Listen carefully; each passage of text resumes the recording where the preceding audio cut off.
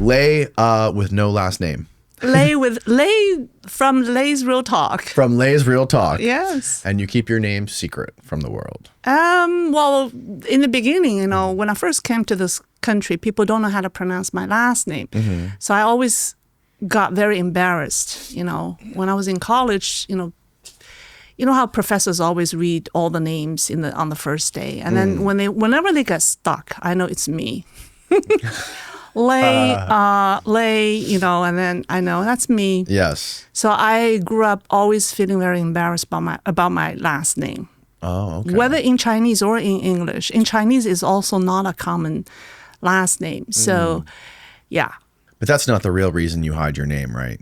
You don't want the Chinese government coming after you, or are you afraid because of all this work that you're doing to expose what they're doing? They could potentially come down on you. Yes, that too. I just want to stay private. Yeah. Has anyone ever accused you of being a spy? No. No? I don't appear. I mean, do I look like a spy? No, but that would mean you're doing a great job. I mean, not looking like a spy? I'm also not really trained in pointing out or figuring out spies. You know what I mean? Like I wouldn't be able to uncover a spy if I was staring, at a lineup of people.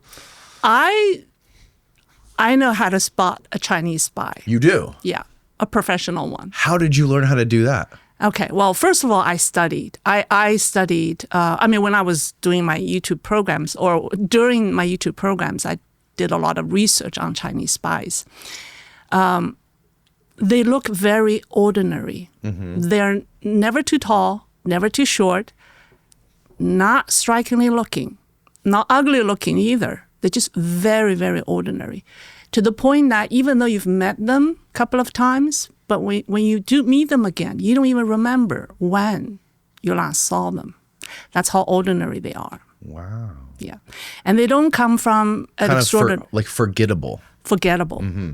They blend in. They don't leave a lasting impression on people. If they do, they don't qualify. That would make sense. That would make sense, yes. Yeah. So for people who aren't familiar with you, can you tell people basically what you're doing with your YouTube channel and how you came to understand all of the in and outs and nuances and happenings like deep within the Chinese government and the regime, and even like picking apart the media that comes across, the media that's disseminated in the U.S. about China, and basically just give us a rundown of what you do on your YouTube channel and the stuff that you cover and how you came to do this. Well, I've always been a person who is tenaciously curious about things. I always ask the question why, to the point that it could annoy people. And I have a passion about telling people in the West about China and also telling Chinese people about the West. I call myself the bridge between the East and West. I mean, that's a cliche, right? So now during COVID, 2020 was the year that changed a lot of things. Mm-hmm. There were two things that happened that had a lasting impression on me. First was the COVID. Mm-hmm. We were all locked down. We were all at home. And the second was the 2020 election. As someone who has lived in a totalitarian country, things didn't look normal at all in 2020. It reminded me of what we experienced in China. I remember we had a family discussion. My aunt was saying, if America is going to become like China or communist China, we have nowhere to go. We came to this country, right, for freedom of speech and democracy, but it seems like that's fleeting. Mm-hmm. So that was the time when I was really thinking about, well, what can I do about it, right? And it was very random because I was never a person interested in politics or geopolitics. Last thing on my reading list, never. Really? No. but then, once you're curious about the whys, then you start looking. And I think the decision to become a YouTuber was totally random. Someone mentioned it to me, once, and another person mentioned it to me. And I said to myself, well, if there's a third person telling me that I should, do something, to have my own channel, I would do it. I remember it was Wednesday, and I said, if I hear this from a third person by Friday, I would do it. Did you have no experience in journalism or media or anything like that before you started posting on YouTube? No, I mean, a little bit. I worked for a Chinese American TV network, but it was more of a marketing and outreach and, PR kind of a role, event kind of a role, not so much journalism. So, yeah. But I always say there's a gap, a huge gap between information that's available in Chinese language media landscape or social media landscape versus what's available in the English-speaking world. There's so much more available to us. Some are truth, some are half-truths, some are lies, some are rumors. But they're all out there, and some are citizens' own discussions amongst themselves about what's happening in China. They're all out there. So if you spend enough time, deciphering and then organizing them and analyzing them, then you inevitably will see the, truth. But the West or the Western speaking or the Western world doesn't have access to that.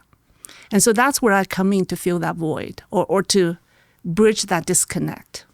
So are you able to read and translate all of the media that is transmitted within China from the U.S.? Or is there stuff that we cannot access here from I mean, of course, you read the state media. I mean, state media propaganda. Right. So you know what they're trying to push, their narratives.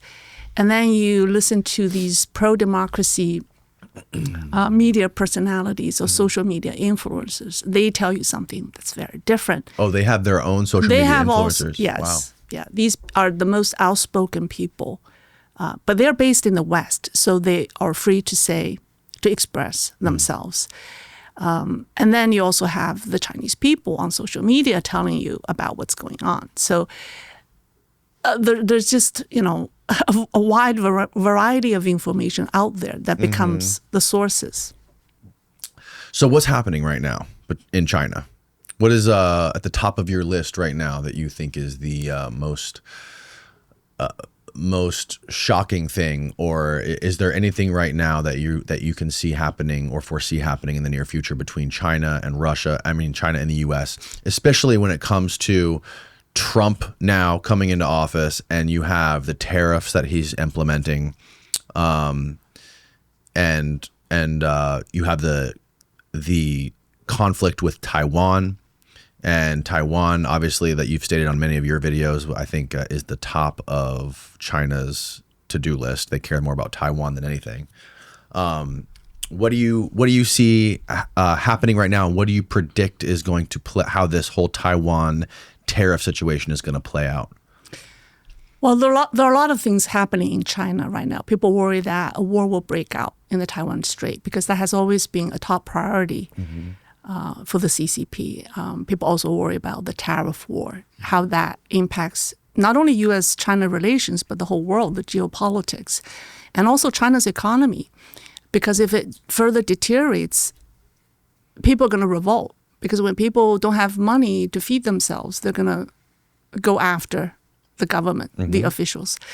But what I think is the most pressing issue, or the biggest variable, shall we say, that has not been getting enough attention in the West is the fact that Xi Jinping is losing power, and losing power very quickly.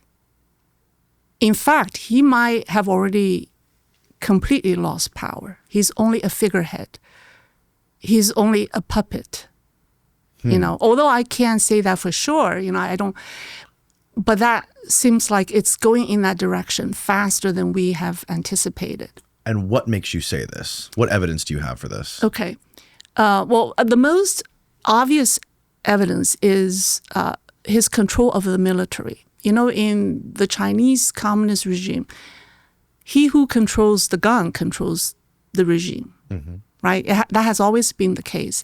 But of the 7 Central Military Commission, the 7 members, the commission made up of 7 people, he's already lost 3.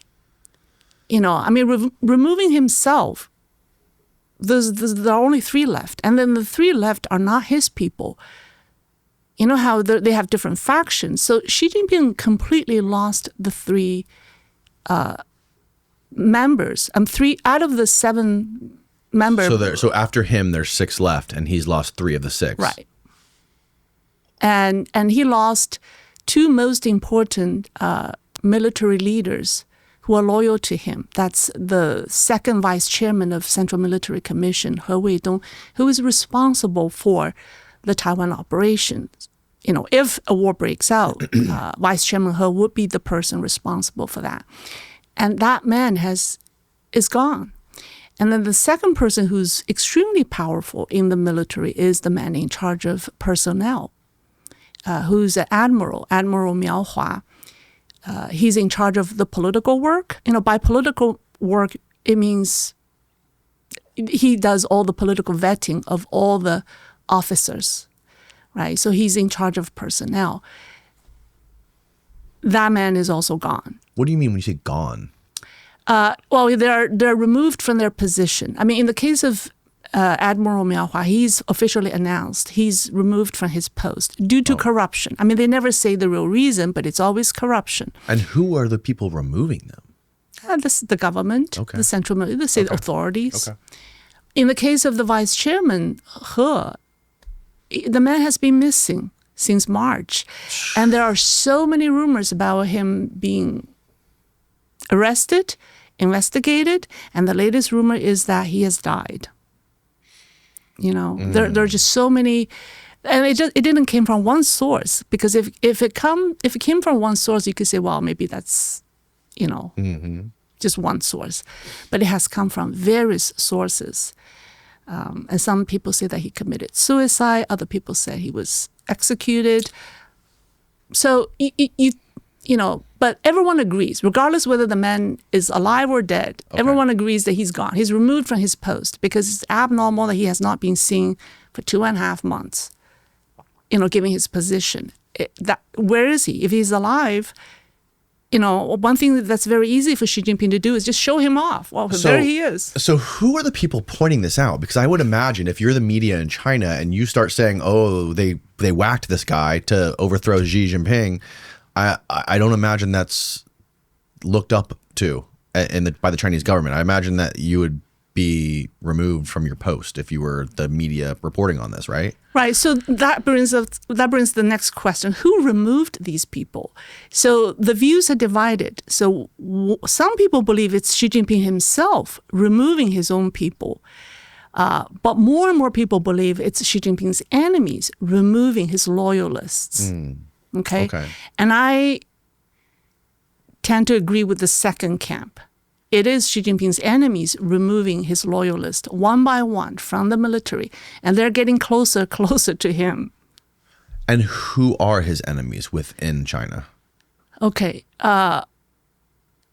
Literally, it's almost everyone. Oh, really? Because he has alienated so many people. Steve, is that your phone? No, it's not mine. Do you have your phone with probably. you? Oh, I think it's dinging. That's okay. Let me turn it off. Yeah. No, you don't, just to put it on silent. Yeah, it'll be put fine. on silent. Yeah. There you go. Where were we? Who are his? Let me take a sip of water. You were saying that. You were saying that everybody in China opposes Xi, from the population to the military to the other high-ranking politicians. Well, everyone suffered during COVID lockdowns. People have seen those videos where people were literally locked down at home for months. Did you see the videos of those cats on the side of the road in China? Yeah. All these house cats, like in a giant net or a bag on the side of the road. Crazy. Yeah, there are people who literally died from hunger because of lockdowns, and these are not people in villages, in rural villages. They're in fancy apartments in Right. Shanghai. I need to talk about the drastic difference in prices for things online and how to get around it. Couches, desks, office chairs. It was really hard to find the chairs for this studio, which is why Steve had to sit on a cardboard box for the first year. Well, it was like a kiddie stool made of literally painted fiberboard, but I get what you're saying. So when you find something you like online, you have to do what I should have done. Copy and paste that URL onto dupe.com and it will find the same thing for a cheaper price. I wish I would have known about this years ago, which is why I'm happy to have dupe.com as a sponsor of this episode. And it doesn't cost you anything. It's one of the greatest tools when you're looking to decorate a room or buy furniture, which is why I have dupe.com saved to my favorites. Find something you like, then copy and paste it into dupe.com. Not only do you see the different prices on the same product online, but they also give you alternatives if the whole thing is still out of your budget. That's what I love about dupe.com. And for you technical folks, you can even type dupe.com in front of the page URL and get the same results. It's not just about furniture. Dupe works for clothing, guitars, literally anything. Just throw something at it and prepare to be astonished. Dupe.com really is so easy to use. Just type in dupe.com and a / before any product URL in your browser and boom, it instantly finds you less expensive alternatives. They even have an app and a browser extension you can download. No account required, no sign up required. It's completely free to use. Stop wasting money on brand names and start saving with dupe.com today. There are expatriates living in China and working for multinational companies. That were not allowed to get access to food because they weren't allowed to leave their apartments. Right. That's so crazy. Shanghai is like New York. People don't stock up Right. food at home. They always eat out. Right. Do you know how many people starved like that? During COVID? Yeah, like in their apartments because they couldn't go get food. They couldn't leave. They couldn't order food or anything like this. I know there were a lot, because I've seen videos where people, the first thing they did in the morning when they woke up is trying to buy food online. I mean, the way they bought food is online. You have to bid. You have to grab. You have to fight because there's only so much quantities to supply everyone. So you have to kind of just fight to be the first 100 bids. Right. Yeah. So again, everybody across the board in China, in the political establishment and in the military establishment, opposes Xi. Yes. And Why? what are the primary reasons for this? Well, I shouldn't say everyone. Of course, he has his own followers, right? There's in CCP politics, there's a Xi Jinping faction. He has certain people in the military and in civilian government who are loyal to him.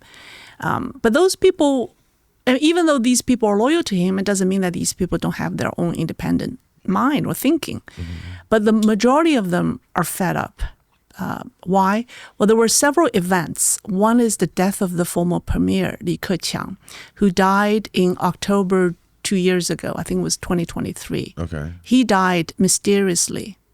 Many people believe Xi Jinping finished him Okay. because the man was healthy. He was only in his 60s and he was swimming and he died mysteriously. Now, CCP officials, their bodyguards and their medical services they are well taken care of.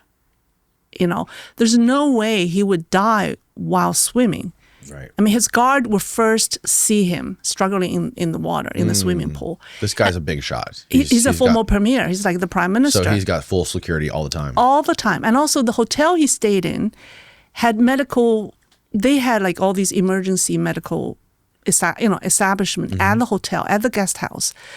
But when they tried to rescue him, they sent him to not a hospital known for cardiology, but they sent him to a Chinese medicine hospital. Why? And then it was further away from the hospital that's closer to the hotel. Right. That are known for its cardiology. So there's just so many suspicions around his death. And when that happened, it really sent shockwaves across the establishment, the political establishment. Because people think, well, if he could die, right? The second man, the second man in the government, who was a scholar. I mean, the man was harmless. He didn't even have ambition. Right. So that was the turning point. So let me ask you this: if Xi was successfully removed from power, there's the idea that sometimes the devil you know is better than the devil you don't know. So if Xi was purged, who would he be replaced by? Who are the potential candidates he could be replaced by? And would you be remotely optimistic about that? Do you think that would push China in a new direction? Do you think it would be beneficial for the population? What are your thoughts on that? I think you brought up a very good point. I think whoever succeeds Xi Jinping, I would say Hu Jinping, who is he? May not necessarily steer China in the right direction. As long as the communist regime stays in place.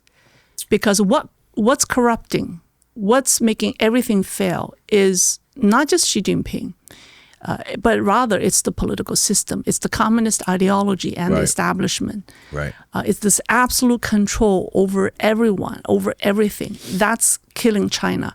So as long as that system stays and you put a Wang Jinping or, a Chen, another one, it will be maybe even worse. So I don't really see him as the problem. He's the product of the system. He became the way he is now after 12 years in power. And 12 years ago, he wasn't like that. He wasn't this bad. He wasn't the dictator he is today. But by the same token, you put another person in his position for another 10 years, so China could be in a much worse situation than what it is today. So I don't think it's him. But he has a handicap. That is, he does not have a successor. He feared to name a successor. Because as a dictator never feel comfortable of naming a successor. Because what if that successor becomes more popular than you are? And also, that person could be ruined because people will start to, shall we say, kiss up to that person, right? Because they say, that guy is going to be next in line, so I'd better take care of him. Where the old guy is on his way out. Right. So they never, like Mao had 3 successors. I mean, he took out 3 of them. Deng had 2, and he took out both. So Xi Jinping never had a successor, but that becomes his handicap because that becomes an excuse used by his political enemies to say, we can't have that. We can't have a system that if you get sick one day and then so goes the system. Now, what do you think what is your view of the relationship between Xi Jinping and Donald Trump and some of the talks? I know there was some miscommunication or different stories being told from different sides between Trump's administration and Xi Jinping's side to the American media, to if they've had talks, if they haven't had talks about the tariffs, about Taiwan. What is your view on all that? I should say that the Xi Jinping, their relationship during the Trump's first term was different from their relationship now, because at the time, Xi Jinping was more in control of the Chinese regime. But I should say Trump wasn't fully pushing his agenda at the time, right, during his first term. So the two are now in a different position politically within their own country. I think Trump is more determined to change. I don't know for lack of a better term, to change China, or he doesn't like the way China is. He does not like to deal with the China the way it is today. But Xi Jinping is not the man who he dealt with five years ago. I don't know, 8 years ago. So that relationship from his first term, I think, is becoming meaningless because everything has changed. I think the Trump administration should think about who's the next person? How they're going to deal with the power vacuum left by Xi Jinping? You know. Well, the tariff situation is interesting because for face value, the tariffs, the way they're explained is, okay, we are going to, it's a money revenue generator, obviously, from one lens, but from another lens, which I think is the lens that Trump is looking through is soft power, right? You have leverage to control other countries and the economics. For example, like, so if he is going to lay these tariffs on all these countries, it's an artificial inflation placed on these countries, saying like it's a lever of soft power to where Trump can say to other countries, stop buying all of your tech from China and we will lift these tariffs. And, you know, you can see that from other examples, how we are putting these tariffs on China for certain things, but not for other things that we don't have any infrastructure. And I'm curious to see how that is going to play out with Taiwan, because it seems like Xi has pretty much rolled over on all of the tariff stuff and has come to the table to negotiate with Trump to some degree. Am I right about this? I think China hasn't really started negotiating with Trump yet. Okay. We haven't really seen, I mean, we know the two sides agreed to start negotiating, right? That's what that's what the meeting in Geneva was all about. Right. And they gave themselves 90 days. What's interesting to me is I don't think there's going to be any meaningful dialogue from now until they sort out who is going to set the economic directions for China. Not until they settle down this power struggle internally in Beijing. We're not going to see anything meaningful coming out of any negotiations with China. Because you can reach an agreement with Xi Jinping, but what if he's out the next month? Right. Well, there's also this dynamic. So there was a recent election in Taiwan, right? And I think in January. It was last year, right? Was it last year? It was last year, yeah. Oh, okay. I thought that was just this January. No, it was a year ago. So China basically won over the parliament, I guess, the pro-China side, but the president was part of the separatist side. Right. So China has bought time there because the president won't be able to get anything done while the parliament is pro-China or controlled by China. Right. So is it true that China has been trying to get the United States to come out and basically disavow their support for Taiwan remaining sovereign and independent? That's one of Xi Jinping's tactics. Yeah. Because he understands the risk, the consequences of a real military confrontation with the United States. So he favors a soft takeover. That is, having Taiwanese politicians agree to the terms that China sets, right? So then he said, well, then the United States' hands are tied because you can't do anything. If the Taiwanese officials say, we want to be part of China, then there's no war. Then what can the U.S. do? Nothing. Right. So that's why they have spent so much effort, so much money trying to infiltrate Taiwanese government, buying loyalties from these members of parliament, these officials. And the infiltration into Taiwanese government, you know, it happens on both sides. You know, it's not just one party, but on both sides. Yeah, but it's unfortunate that I think they don't call themselves, it's not House Speaker. I don't know what they call it. The president of Legislative Yuan, which is like the House Speaker, the equivalent of House Speaker. Okay.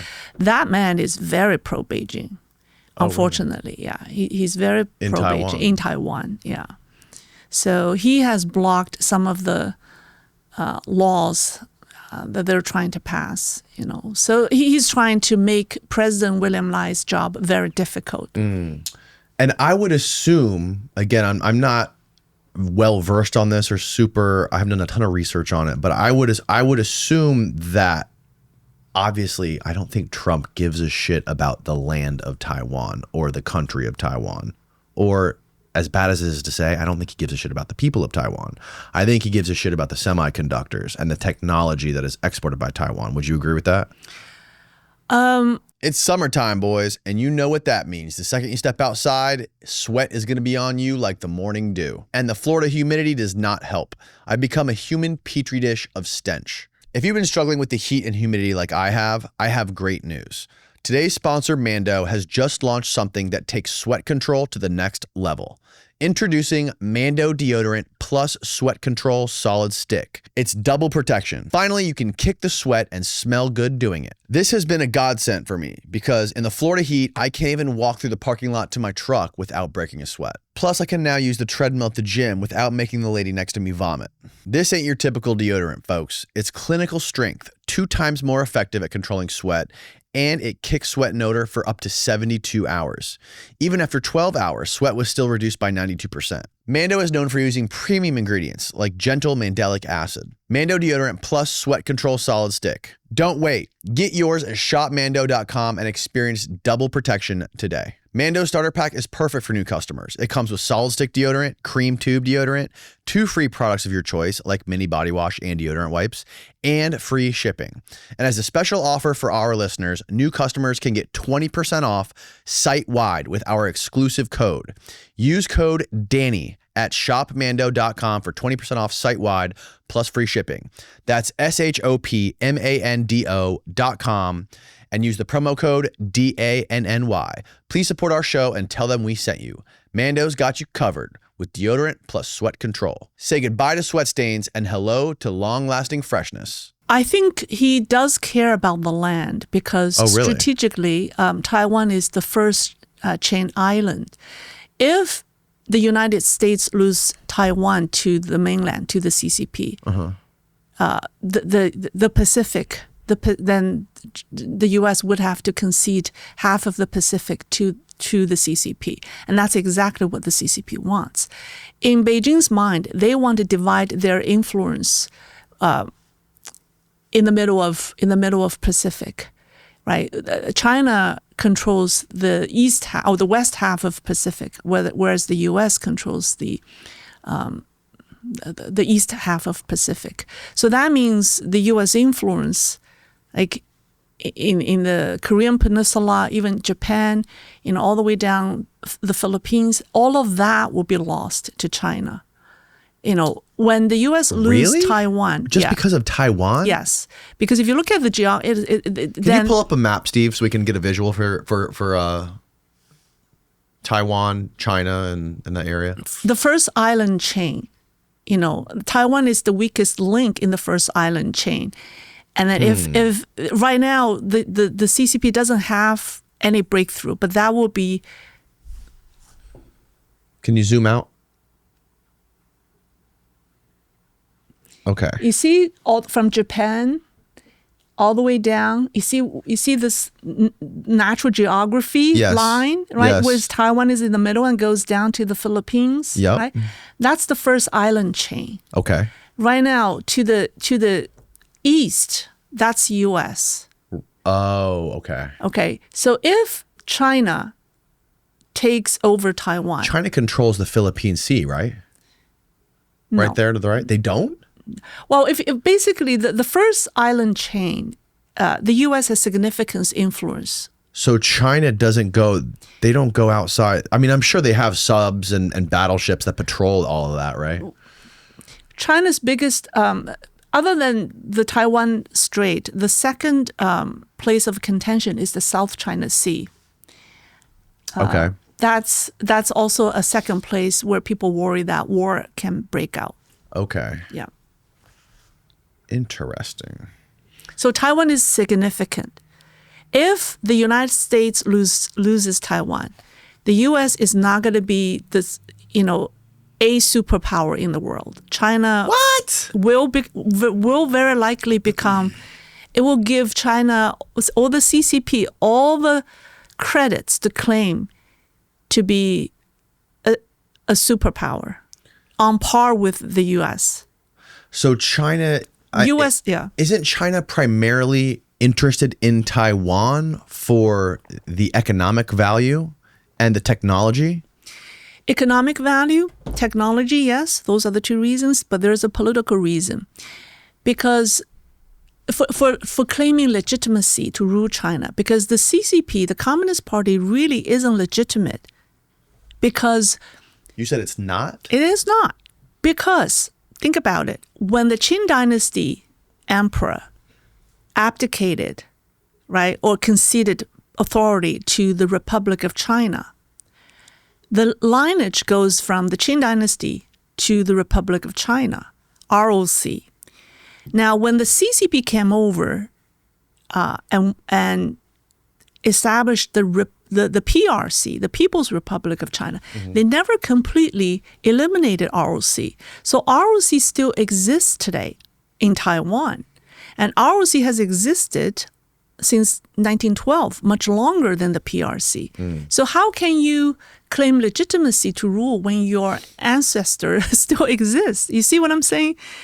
Yeah. You never completely got rid of the country called the Republic of China before you, and they still exist. They exist in Taiwan. So the CCP worries about its legitimacy to rule China. And that's why it's so determined and eager to get rid of the Republic of China. Because Republic of China is, 112, 113 years old, and the PRC is only 70 years old, right? So who is whose motherland? See, CCP always love to use that term, motherland.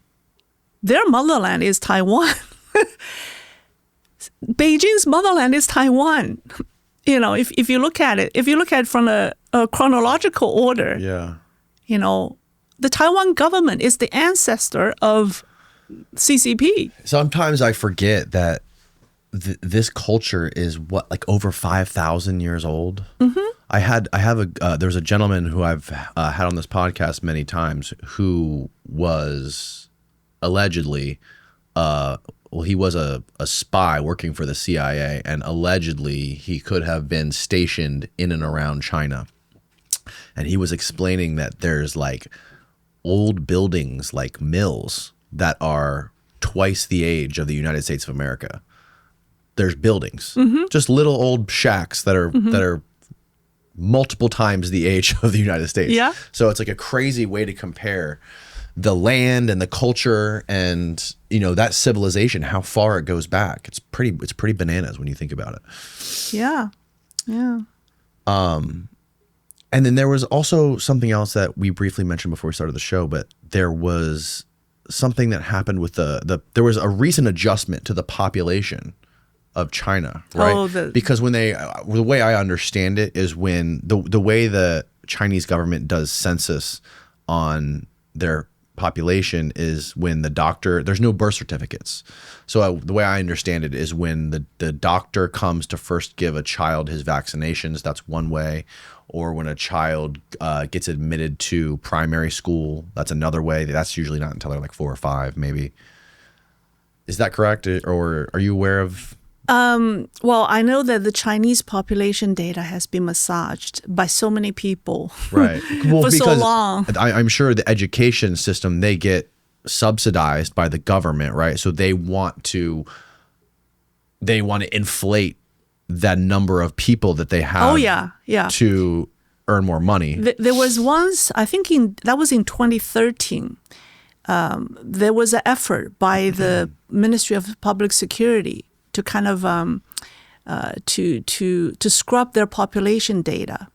So they organized 500,000 police across the country to conduct, they went through the population data. They found 350 million fake IDs from their 1.3 billion population database over 48 hours. It was an effort. Within 2 days, they deployed 500,000 policemen across the country to scrub the data. They found 350 million fake IDs out of 1.3 billion people.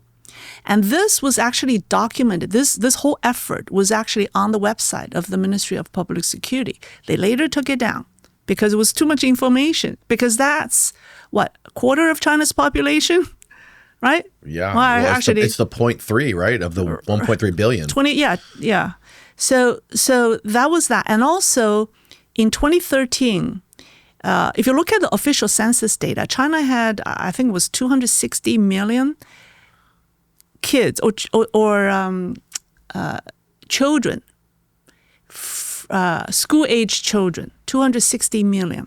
However, if you look at, going to your point about vaccines, according to vaccine data, only 100 million children from 8-month-old to 16 years old had vaccination, or How many? 100 million. 100 million. So, assuming it was an annual event, so they were saying that there's this huge discrepancy, right? You had 260 million students, Okay. but you only have 100 million children from 8-month-old to 16 years old. Not everyone in this bracket is student, because the 8-month-old doesn't go to school. So how could you have so fewer children, getting vaccines when you have so many students? Well, the answer is the local governments inflate their student population to get funding from the central government. Right. So, but if you look at the discrepancies, it's huge. It's like 100 million versus 260 million. It's crazy. Yeah. But that's why China's population data, the census data, is just convoluted. Yeah, and I'm sure it takes a while for it to catch up, right? Because it's going to have, if the census data if they're taking census data on people after they enter school, I'm not sure when they typically do it. Like, do they do it at the beginning? Do they do it? Well, supposedly when a kid is born, you need to register, Right. with the local police bureau, so that you get an ID, right? You get a household ID. Like so here we have a social security number. Right. There you get an ID.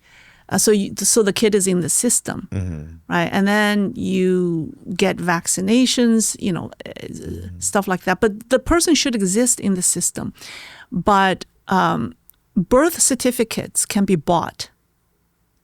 Hospitals sell birth certificates for profit. Doctors sell that. You could get fake IDs. Why would they do this? Why would people do this? To buy real estate. Sometimes to get a fake, just to have a fake ID, to buy real estate. Or for example, my kid is born in a rural area, right? And I want my kid to be able to go to school in Beijing or Shanghai, in the large cities.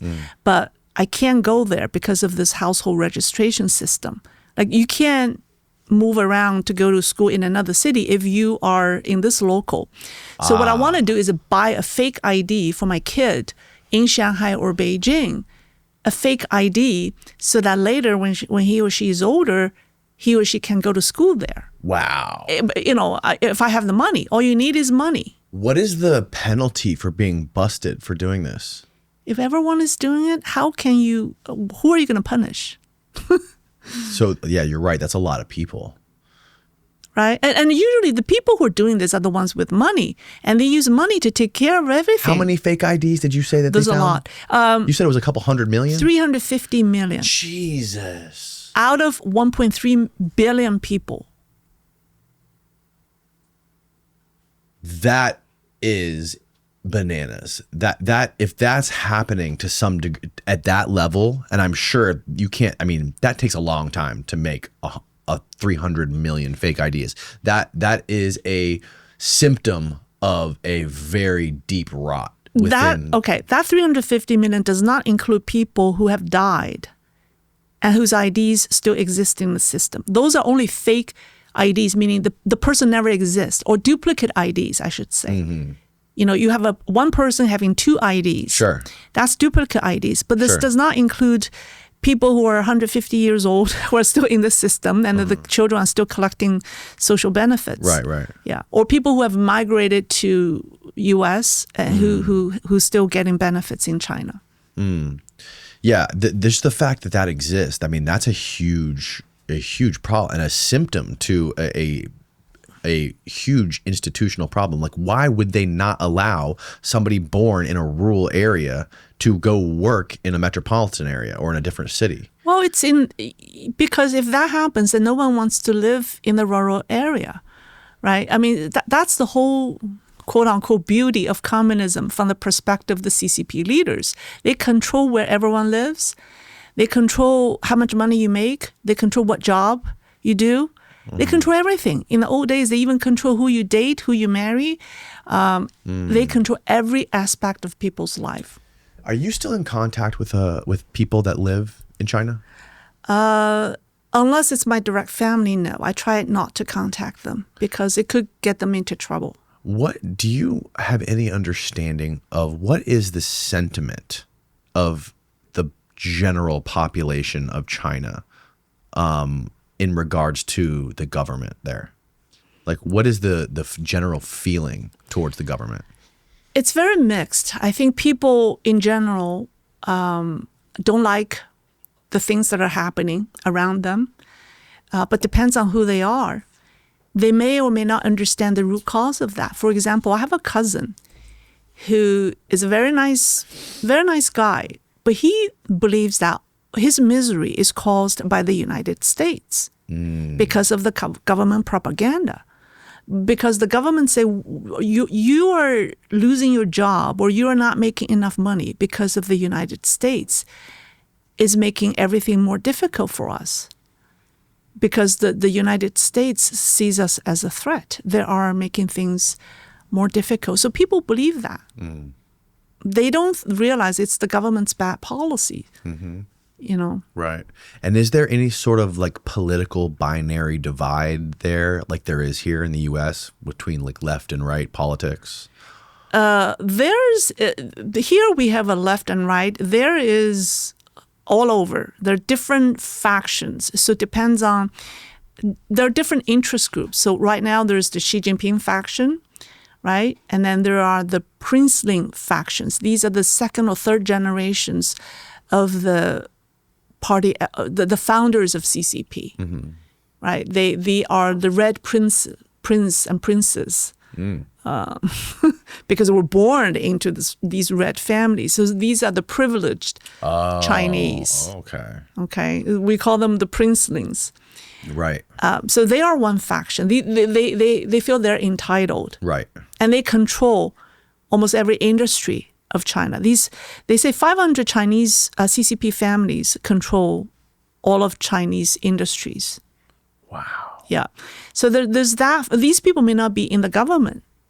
They're not holding any government officials. Most of them don't hold government officials, but they are formidable. They are a formidable force.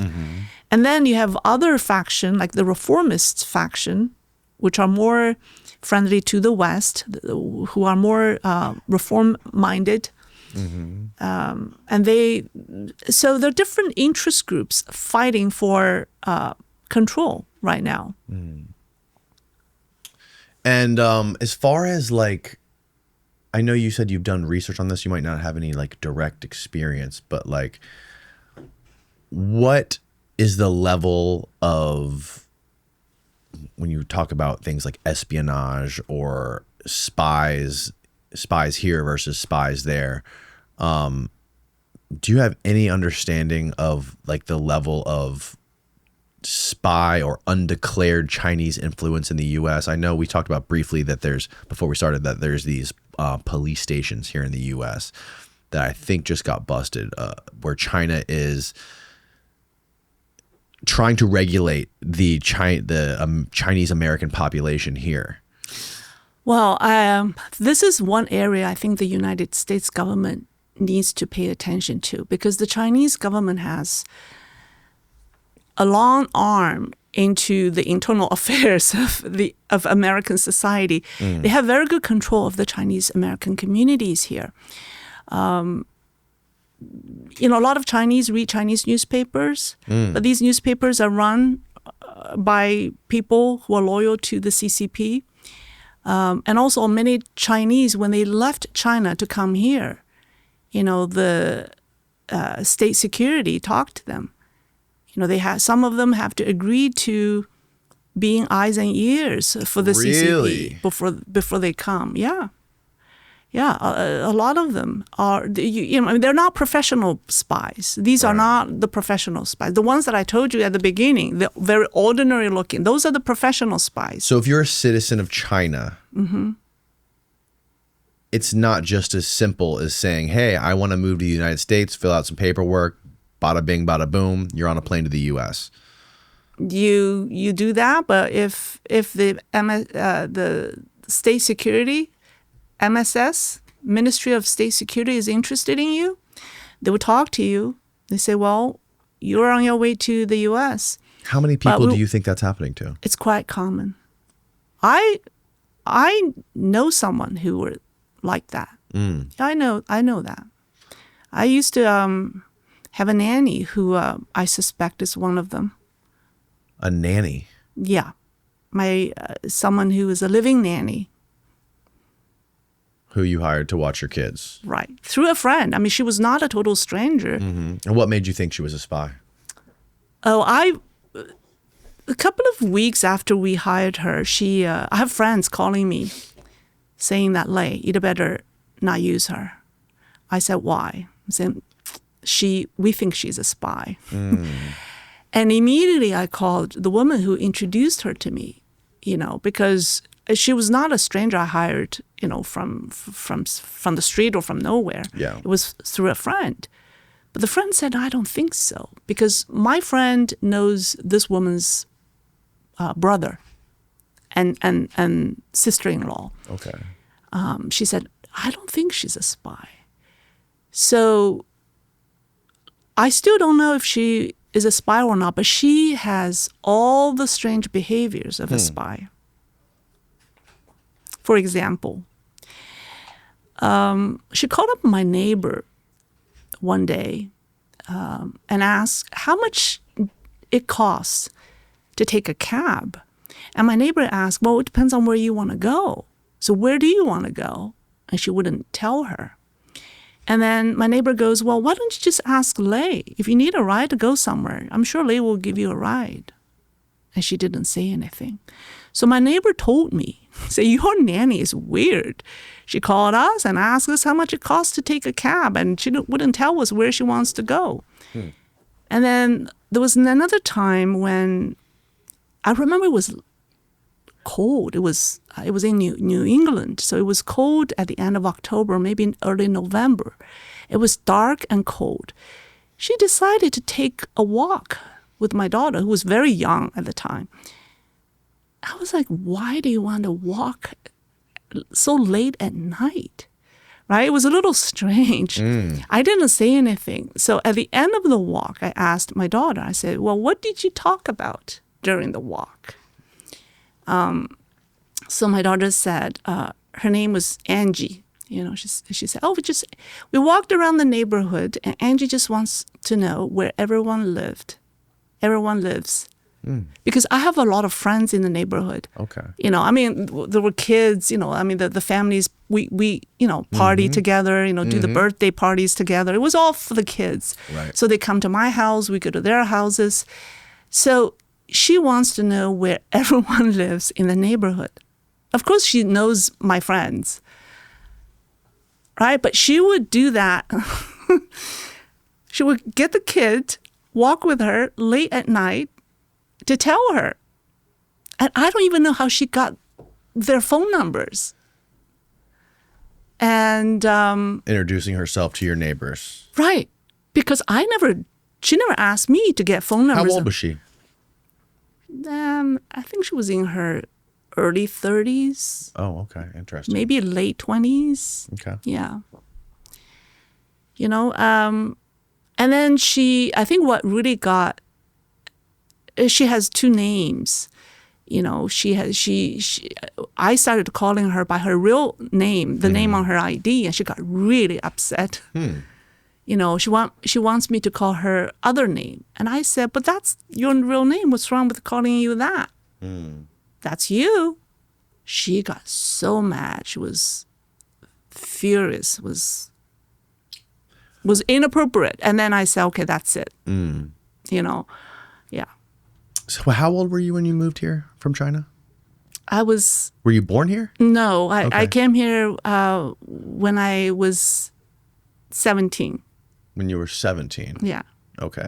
And for people that aren't familiar, what was the history there? Like, how did you end up coming here? What were your parents doing? Oh, I didn't came here because I wanted to come here. I had no idea what America was. It was more of my parents' choice. My parents, especially my father, was very adamant about getting me and my sister out of China because he lost hope. My father was detained for his outspokenness during the difficult years of China. I remember when my father, I see him, he's very outspoken. He's still very outspoken. When you say difficult years, what years are you talking about specifically? The post-Cultural Revolution era, before the reforms and opening up. Okay. Yeah, so he was very outspoken, and he was detained. He and my mom taught at colleges. They taught architecture at a college, and he was detained for over a year for whatever trouble he was in. And I remember late at night, when he was detained, he was allowed to send his clothes home every season or every change of season. I remember seeing my mother and my grandmother, unsew his winter jacket, his winter coat, to find the tiny rolled up letters he wrote. He sewed his letters into his heavy winter coat. They did it at night. They took it apart and they found this tiny little paper rolled up, and then they read it. That's how they communicated. I remember that very well. I also remember, once my grandmother took me for a walk. She knew where my dad was locked up. What a time to be alive. What used to be breaking the rules is now totally legal and better for your body than that third cocktail. I'm talking about hemp, baby. We all work hard and deal with life, but we also deserve time to relax and an escape. And that's where today's sponsor, IndaCloud, comes in clutch. Gummies, flowers, pre-rolls, all federally legal, naturally fun, and just a few clicks away. Whether you're chasing better sleep, deeper intensity, or solid daytime relief, this is grown-up cloud chasing done right. If you're 21 or older, head to indacloud.co and use code DANNY to get 25% off your first order plus free shipping. That's indacloud.co and use the code DANNY for 25% off plus free shipping. For me, it's a far superior way to alter my consciousness without destroying my liver or my sleep. During the daytime when I'm working or want to be creative, my go-to is their fast-acting daytime pop rocks with 100 milligrams of caffeine. And for nighttime, I love their Bliss gummies with L-theanine, GABA, and melatonin for a superior deep sleep. IndaCloud is using one of the oldest medicines known to man in the most modern, fun, and absolutely dialed-in way possible. If you're 21 or older, now's your chance to float above the stress because IndaCloud is giving all new customers 25% off their first order plus free shipping. Just use my code DANNY or click the link below to claim your discount. That's indacloud.co, INDACLOUD.co, and use the code DANNY, DANNY, for free shipping plus 25% off your order. Order now, fill out their quick survey to support the show, and enjoy the best part of your week. It was in a classroom in the school on campus. And so it was during summer, so the windows were open. So she took me, we were on the street outside her cell, his cell, his room. And she was yelling at me. My grandmother was yelling at me, saying my name so loud that so my dad could hear it. And then she put me on a pile of sand or construction materials. And she was yelling at me, and then she was pretending she was tying my shoes, and she said, "Did you see him? Did you see him?" I just looked. I was so young. She said, look at that window. I just looked like there was a wall. Behind the wall, there was a building. And the windows were all covered up. But the top, about a foot, was left open. I saw a man's face, peeking out from behind the window, looking at me and waving at me. I said, I suppose that's my dad. So I said, yes, I saw him. I remember that scene very well. Yeah. Wow. Yeah. How old were you again? Oh, I was very young. I don't even know. I was like probably 3. So he was in there for a year. Over a year. And when he got out, was that when he decided he wanted to? I don't remember when he got out, but I also remember that we were allowed to visit him once. It was a big event. My mother and my grandmother cooked up so much food.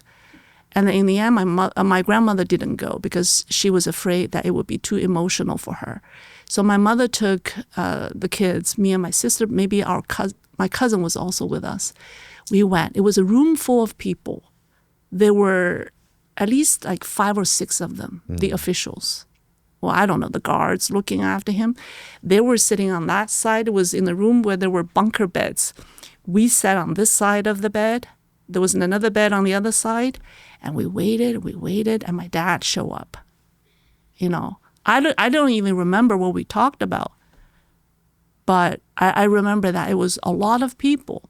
So it was not like a private moment where they left, Yeah. my family together. No, it was while everyone was sitting there. Yeah. And do you remember what it was like when you moved here? Like what the process was like? And did you come here with your dad? Or my dad came earlier than we. Okay. I remember when I was a little older, sometimes when my grandmother came, my parents would put me in to sleep in their room. So I overheard their conversations at night. They were talking about how to get out, how to get me and my sister out. Wow. Yeah, that was one of the things they talked the most. They didn't know I was listening, but I was listening. They thought of all, so my father was like, I need to go. I can't stay here. So as soon as he could, he came. And he came here, I think 4 years later, me and my mother came. Okay. And I went to college. I went straight from Chinese high school to U.S. college here. Wow. And do you remember like the process of like what it was like to move? Was it a shock to you? Did you notice anything? I didn't do much paperwork. I think my parents did most of the paperwork, college application and all of that. Do you remember though, like what your experience was like making that transition from that culture to this culture? It was hard. Fear. I arrived in the U.S. in July. I remember when my dad told me, actually before we left, my dad told my mom that he bought a house. He took out a mortgage, and then the monthly mortgage was $1,000. And when I heard it, I was like, and he said the term was 30 years. He took out a 30-year mortgage. That's $1,000 a month.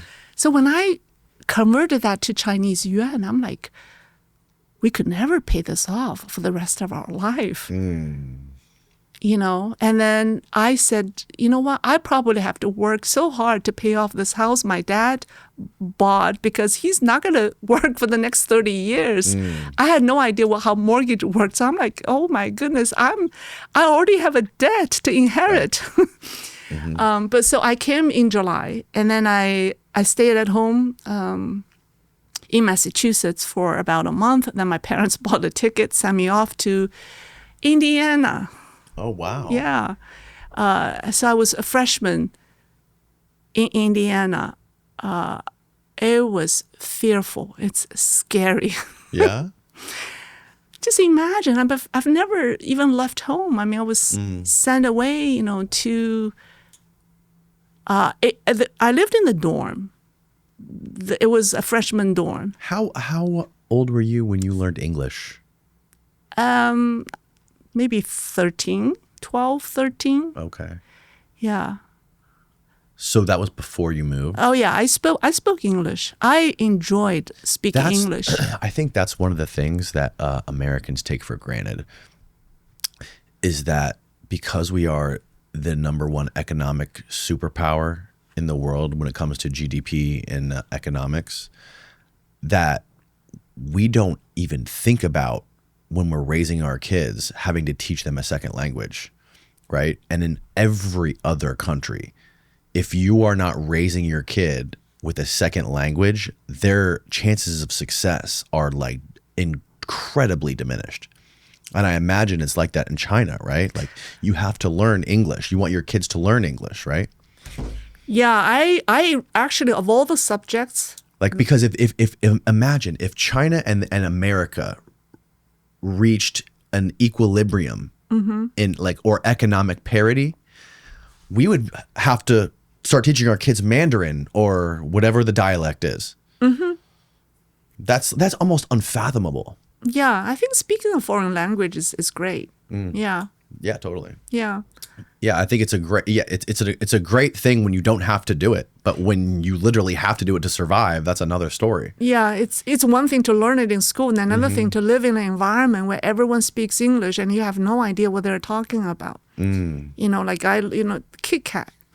I didn't even know what Kit Kat was until I was. You guys don't have Kit Kats in China? No, Really? no. Wow. So I was working in a bank. I was 25. You know, my coworker said to me, "Lei, let's take a break and go get Kit Kat." I looked at him. I said, "What is Kit Kat?" He was so shocked. He said, "Lei, you know, you need to stop and smell the roses." I'm like, I just didn't know what candies are. You know, I didn't grow up eating candy, and there's no Kit Kat in China. You know, and my best friend in college said, I didn't even know the word ice cream until I came to Wellesley College. Wow. You know, but if you tell your college friend that you don't know what ice cream is, what do you think people will think of you? Yeah. But that's what we went through. You know, people looked at but now today, Look at you like a science experiment. right? I mean, Chinese students today is they're different. They know everything. I mean, they know ice cream. But I'm just saying, back in the days when I came, there weren't that many Chinese students. I was the Right. only undergraduate Chinese student from China. I think in all of that campus. Now, I think it's probably a majority of the students are Chinese, right? Yeah, yeah. Of the 6,000 foreign students at Harvard, 1,000 is from China. Wow. And most of them, I think, are children of government officials, or they're tied to the government officials one way or the other, unless they would not be able to come to Harvard.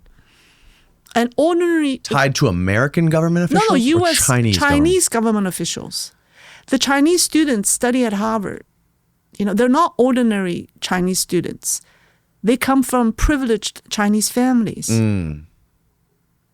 Yet The these same with- people who are top government officials in China are able to read the tea leaves or see the forest for the trees, whatever analogy you want to use, to realize that they're not in an optimal, ideal system in China. They need to send their people to Oh, the yeah. US. Yeah. Their kids, their grandkids are educated at top schools in the U.S. Columbia,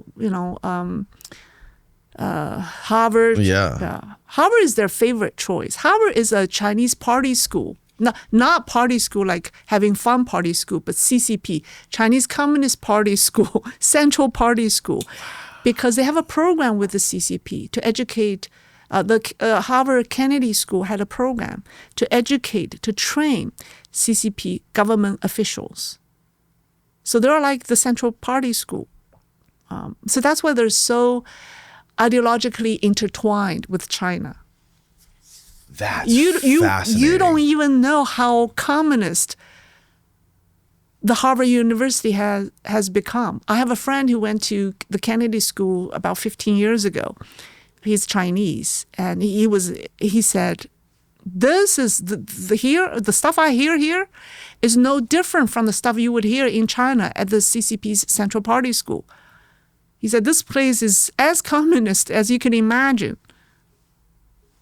That's why, they're into so much trouble right now with this U.S. government. because it's certainly not in the best interest of the America. Isn't Harvard? I might be wrong, but there was a guy you're familiar with, Charles Lieber. Oh yeah, he's the head of the chemistry department, and he was sued. Was that at Harvard? Yeah, Harvard. He was sued by the U.S. Justice Department, right, for espionage, doing espionage work for China. Yeah, exactly. I believe the story is he was working with two younger students from China, and he was caught getting paid a huge sum of money, in the millions of dollars, from China. And Steve, maybe you can find the actual report so we don't fuck this up too much. But then he went to prison, and I just read a report that they just let him out, and China hired him full time. So now he was living in China, working there full time. And he's a nanobiologist. Here it is. Charles Lieber, former Harvard University professor, was arrested on January 28, 2020 on charges of making false statements to U.S. law enforcement and federal funding agencies about his involvement with China's 1,000 Talents Plan at the Wuhan University of Technology. He was charged with lying about his affiliation with the 1,000 Talent Plan and the Wuhan University of Technology, as well as failing to report income he received from Wuhan. He was convicted on December 21st, 2021 and sentenced on April 26, 2023 to time served, 2 days in prison, 2 years of supervised release with 6 months of home confinement, $50,000 fine, blah, blah, blah. Since his arrest, he has been actively seeking employment in China. So there's no report here about the latest news of him actually getting hired full time by China and like getting a huge contract. Yeah, he's in China. He's not alone. I wouldn't be surprised if there are more of him here in the U.S. This also mentions nothing about the foreign nationals or the Chinese nationals that came here that he was working with. That's why the State Department announced that they're going to revoke student visas for Chinese students. They did? Yeah. I mean, Mark Rubio just announced a few days ago that they're going to review or revoke some student visas given to Chinese students. Because even they're not professional spies. But if the government asks you to do something for them while you study in the U.S., are you going to say no? Right. Your parents still there. If your parents are still there, that's an interesting dynamic. What is this, Steve? The Harvard Crimson? Ex-Harvard chemist Charles Lieber joins Chinese University. Go to the first chapter or paragraph there. Former Harvard chemistry professor Charles Lieber, can you zoom in a little bit? Who was convicted of lying to federal authorities about his ties to China in 2011, took a new job as professor at the Chinese University last week. Wow. But you know what? I think his life in China will be difficult because that doesn't necessarily mean that the Chinese are going to trust him. You know, even if they paid him millions of dollars, I'm sure they're going to be wary of his. Yeah. The leftist Chinese are now saying that they shouldn't trust any students who studied in the West because they could be spying for the West in China. Right. And if they knew I'm sure they know. You have to anticipate that if this guy is being released from supervision from the federal government in the U.S. and they're getting, we see that China's going to pay you this much money to come do this. Well, guess what? Now you have to spy for us when you go to China. And I'm sure that China would anticipate something like that happening. So the Chinese students are really stuck because the Chinese enterprises, government agencies are not hiring Chinese students who were educated in the West for fear of espionage. Okay. And then they're not welcomed here either. So if you are a government official in China, top level big shot in China in the government, in the CCP, and you send your child here to Harvard to work here, you're basically kissing your kid goodbye because he's never going to be allowed to come back and work in China, right? Well, if you're a big shot in the Chinese government, of course your kid is going to graduate from Harvard, right, and then go back to China and have a lot easier life there. You know, And they wouldn't be worried about the kid being. If his parents is somebody holding important positions. Okay. I'm talking about the students whose parents are just ordinary people. Okay. Yeah. I see what you're saying. You know the latest news? There was a news that went viral in China. There was a student who studied. You all right over there, Steve? Yeah, I'm eating at Tom's. Oh. There was a student who spent 8 years studying in the West, in the U.S., who went back to China. And this guy is extremely patriotic, quote unquote patriotic. He even studied Marxist books when he was in the U.S. so that he could understand the communist theories. That's how patriotic, that's how pro-CCP he is. Okay. So after graduation, he went back to China to continue his graduate study. Now, he got into trouble because he went to Tiananmen Square for an event. It was something, you know. He was supposed to go there with a friend, but the friend didn't show up. While there, he was detained by the police because the police thought that he was causing trouble. You know, the police thought that he was a petitioner. You know how Chinese petitioners, you know, disgruntled workers, you know, who want to go to Tiananmen Square to petition, you know, for their whatever, you know. So he was arrested by the police because they thought he was with the petitioners. But he wasn't.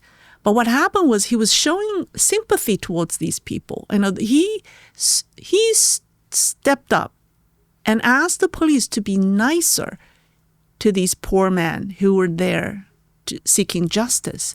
And so the police arrested him.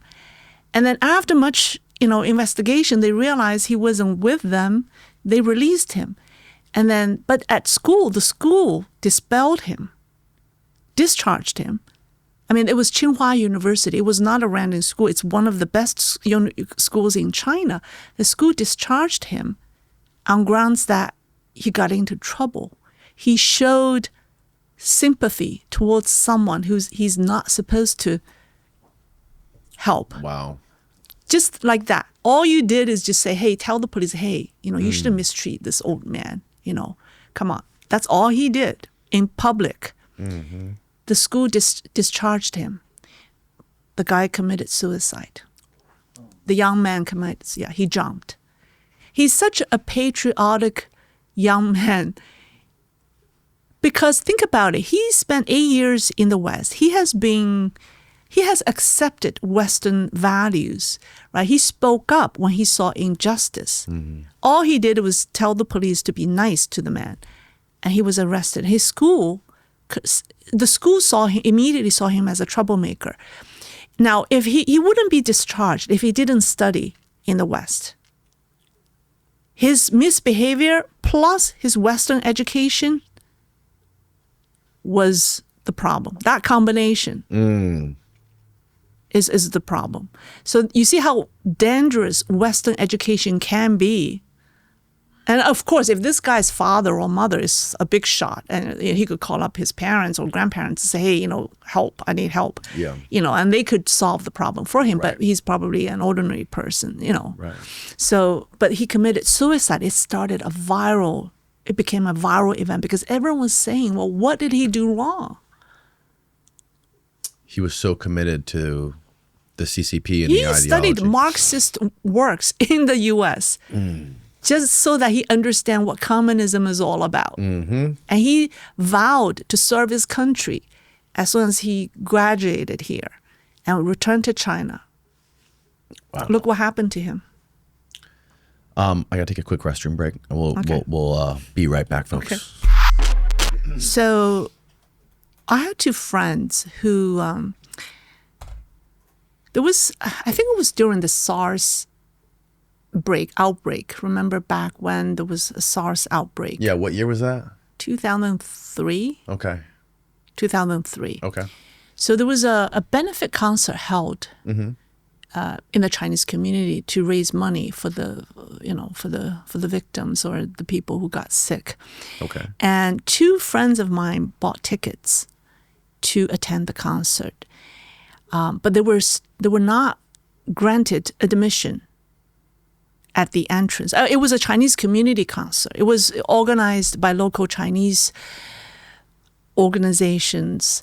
I mean, there's a student, I don't know, it was Chinese people active in the Chinese community. Right. And so they organized the concert. 2 friends of mine bought tickets to attend the concert, but they were denied entrance, and they asked why. They said, well, because the consul general from New York, China's consul general, is also attending the event, and you're not welcomed here. And they're like, why? It turned out that they said that you're Falun Gong. You're who? Falun Gong. It's a meditation practice. Oh. It's a mind and body practice that's being persecuted by the Chinese government. It's CCP's number one enemy. Okay. But because of its popularity. CCP is against meditation. It's against the meditation. It's against Falun Gong's principle of truthfulness, compassion, and tolerance. It's like yoga. I mean, they have 5 exercise, slow motion yoga type of exercises. But it's extremely popular in China because of its health benefits. Even the high-ranking government officials practice it. So the CCP has been persecuting this meditation practice since 1999. And so when my friends went, they were denied entrance, even though they bought tickets, and they said, well, it's because you were Falun Gong. And then So when you practice this meditation, do you register publicly that you're a part of this meditation group? But they know. The CCP knows everything in the Chinese community. They have spies. Even if you are practicing some workout routine in your own house in Massachusetts or wherever you live, they know what you're doing. Yeah, they know what you're doing. They send people, if they want to control everything. If you're a group outside its grip, then it's not good for them. They will send people pretending that they want to learn the practice with the purpose to gather information. Right. Well, how do you know, right? Say you have a tennis club. Everyone there plays tennis. And somehow the CCP or the government wants to find out what you guys are doing. They send another tennis player to say, hey, let me join the club. Of course you're going to welcome him or her. Right. But that person's intention is to gather everyone's name, your contact information, find out what you're up to. So that's why they know everything. So these 2 friends of mine got denied entrance, and things got ugly because they got everything on tape. My friends got everything on tape. They filmed the entire episode. So as someone who is very, my name Lei in Chinese means upright and honest. And to stay true to my name, I'm like, this is America. Why should the activity or event happening in America be subject to the opinion of a foreign communist government? Just because the consul general is here so that Americans, we're not allowed to attend a concert even though we bought tickets? So I helped my friends file a complaint with the message, the discrimination. I mean, it was the first step to file a lawsuit. You have to file a complaint with the discrimination commission in our state. But these were Chinese folks not letting your Chinese friends Chinese in. American, yeah. It was taking place in Massachusetts. So Chinese discriminating against Chinese. Right. Right? Okay. It is, I mean, it's a public event. It's a benefit concert. Right. I bought ticket. So in your complaint, what did you say? I said it's discrimination. You said the Chinese are discriminating against the Chinese. Did you say why though? I said because of the CCP, because of the persecution. And you explained the whole yoga practice thing? Yeah. Okay. I said because of the CCP is persecuting, the Chinese communist regime is extending the persecution from China to the United States. They're forcing the Chinese American communities to follow their policy here. But that's illegal. You can't do that here. Right? And guess what? The opposition, they hired one of the top law firms in Boston working for them pro bono. China did. Guess who's helping them? Right? And here we are. I'm using my salary to help my friends, So it was that was an event that had a lasting impact on me. In the end, we couldn't fight them. Right. You know, how that just shows you how much control and influence Beijing has in America over the Chinese American communities. And all these law firms are lining up with them because the Chinese will promise you with business opportunities in China, you know, clients. They could give you a large SOE, state-owned enterprises as a client for your law firm. They could give them so many things to these American institutions that I cannot. So to me, at that point, I know there's no justice. Mm-hmm. It's all about money. Sure. You know? So I don't know if that's tied to the spy. You know, I mean, it's been so long, so I don't even remember the time frame and all the details. But in hindsight, I started to think, well, is that because the legal case that I was involved in, I was trying to help my friends that I was sent a spy nanny? I don't know. I don't know, but it's been too long. Right. Yeah. No, it's a pretty crazy thought to imagine that all of the Chinese people that are living here in the United States who migrated here from China could be part of some sort of soft spy network, or that, especially if they have family that are in China, so that China kind of has leverage over them. That's kind of scary. It is. My mother has a helper. You know, she's Chinese. And I mean, they have their WeChat. They use, you know how Chinese use WeChat Yes. app. And so my mother sometimes finds some interesting content and want to share that with her helper. The helper said, no. If it's against the government, please don't send it to me because I still need to go to China. I cannot afford to lose my ability to visit my mom and sister in China. Please do not forward anything that's anti-CCP to me. I'm thinking, this is America. Both of you are Americans. That's just how much fear she has. You know? There was a story that I read recently, how all of the people that were being laid off and fired from the DOGE thing that Elon was doing and the government workers, China was hiring them. All the people that were being laid off by Elon with DOGE. China was somehow hiring them. Can you find the story with this, Steve? But it made headlines. So I would imagine that operation failed because I don't think if they were trying to hire these people for any sort of strategic benefit, it would have made headlines, other than the fact that they just wanted to like stir up some controversy or. I think all those Americans who made DOGE so difficult is really helping China. I'm not saying that we should give them. You know, I think China sees right through that. Anytime Americans fight Americans, it creates an opportunity for the CCP to take advantage of. All CCP has to do is just wait until the American left fights with the American right to the point that you don't forgive each other, and then the CCP comes in. And I think this is the perfect example of that. Here's from Reuters. Exclusive secretive Chinese network tries to lure fired federal workers, research shows. About a month ago, or 2 months ago. But these are not DOGE people. These are federal worker. Well, that was part of DOGE, though. These are people that got fired, by the Department of Government Efficiency.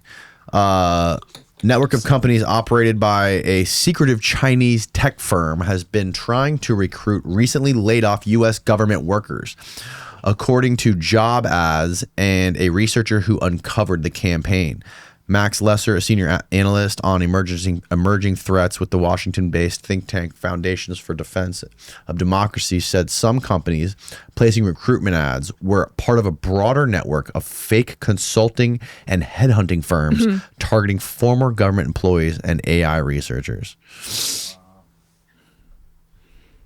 That's pretty crazy. Yeah. This is a free country, but over there, everything is controlled, right? YouTube, Google, Facebook, Twitter, or X are not accessible in China. TikTok is, right? TikTok has its Chinese version. No, TikTok is not. TikTok is not accessible in China. Really? It's banned. They have Douyin. They have a Chinese version. Okay, but it's just the same thing but different name? But they're not linked. They're different platforms. Oh, really? Yeah. I mean, the backbone technology may be the same, but they're two different platforms.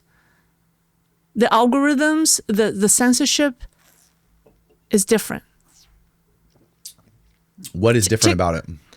You can access TikTok in China. But is it the same company? Like the It's the same company. Same They have company. a different product for Chinese. And what do you know? Have you seen it? What? What it looks Seen like? what? Have you seen the Douyin? Douyin? Is that what it's called? Yeah.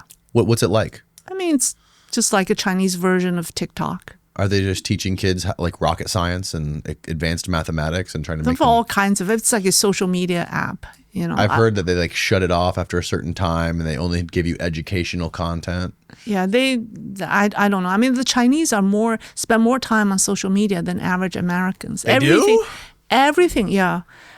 Everything. WeChat, WeChat is the super app that Elon Musk loves. Yeah, because he it does wants to everything. recreate it, right? It does everything. You basically live on WeChat. You pay your bills. You do your banking. You buy everything. I mean, all you need is WeChat. But I don't like that idea. No. Because whoever controls WeChat is too powerful. It has everyone's data. Right? Financial data. Everything. Your entire life is transparent on that app. Yeah, Elon's aspirations and his admiration of WeChat and some of the stuff that he's been doing with Doge was pointed out to us by this lady who we had in last week by the name of Catherine Fitz, who is she was an official for the Bush administration in the 90s, hired by the Clinton administration, then put in by the Bush administration. She worked for HUD, the Department of HUD, and she's just a mathematical economic master wizard. And she was pointing out that some of the things that Elon is doing with X and XAI and also Palantir AI, and with Elon going into like the IRS and the Social Security and all this stuff, she has this wild hypothesis. I don't know how wild it is. It might be pretty accurate, but it's the idea is that if you wanted to create some sort of a digital social credit score that was controlled by the U.S. government, where all their financial data, their social data, combined with X and AI and all this stuff, and a stable coin, a digital currency, you could use AI to combine this all into one thing and create basically like an American version of WeChat. And what she was pointing out very eloquently, which I am butchering right now, was that essentially all of the puzzle pieces are there with what Elon is specifically trying to do. That's a great idea. It will work as long as you don't have a power outage or internet breakdown. What if we have a power outage like we've seen in Spain and Portugal, right? A few weeks ago. We have a mass power outage. There's no internet. Your life breaks down. Right. I saw Chinese people, go hungry. They couldn't buy food when their cell phone died, because everything was operated off on the cell phone during natural disasters. They can't buy food, even though the food is right there. They have no paper money. There's no paper money right now. There's no paper money. Everything's digital. Almost everything is digital. So you can't buy anything with cash in China? You can. You can. But people just don't like to do that because it's not convenient. It's because everything's on the cell phone. But when you have a power outage, your phone doesn't work. Right. Or the cash register or the internet-based cash register doesn't work. When merchants demand paper money, you have none. What are you going to do? How often does that happen? Do wide-scale power outages happen in China? It has happened. It has happens happened. here all the time. We have hurricanes here in Yeah. Florida. And just last year, we probably went 4 weeks maybe with no power. Not in a row, but there was like 2 or 3 storms that knocked us out. And it turns into Mad Max down here. Yeah. People are like scrambling, trying to survive. Meanwhile, it's not really that bad. We still have running water. You can get a generator and get power, but it's like, But it was really shows you how vulnerable we are when that happens. But did you have internet? No. No internet. No, I mean I have some friends who have the Elon's internet thing. What's it called? Starlink? Starlink, yeah. So we had Starlink. Some of my friends had it, and we could go find internet at various places. But for the most part, no. And there was barely any cell phone service either because the cell towers were down. Yep. So it's almost hard. It's almost impossible to make phone calls, and text messages don't go through. I think we may go backward. Back to the 1990s.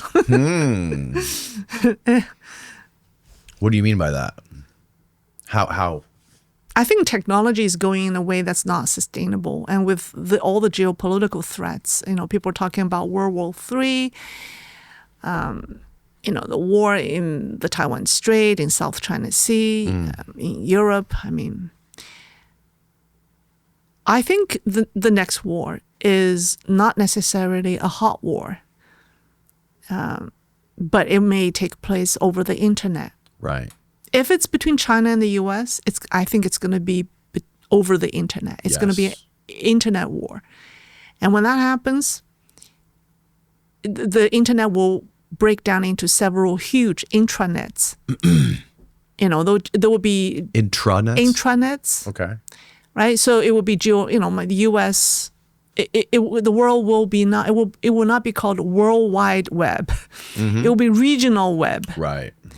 Because the U.S. does not want to be connected with China, because you want to disconnect. When that happens, you want to disconnect.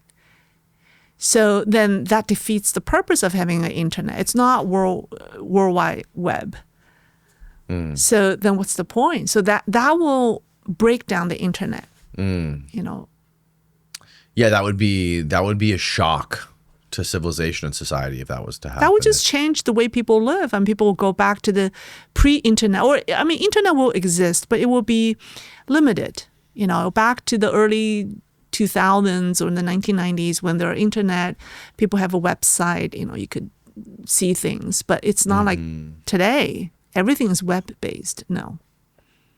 Do you think that anything like that could happen? Oh, I think it's very, I think we've been warned over and over again. It's just whether or not people pick up the signals. Yeah. It's crazy when I was blown away when that story came out about how Huawei was manufacturing the equipment that was going on the routers, the cell towers, the routers. I mean, even the towers, the cell towers that were being having Huawei equipment installed that was within a handful of miles from huge ICBM sites, like ICBM silos where we store our nukes.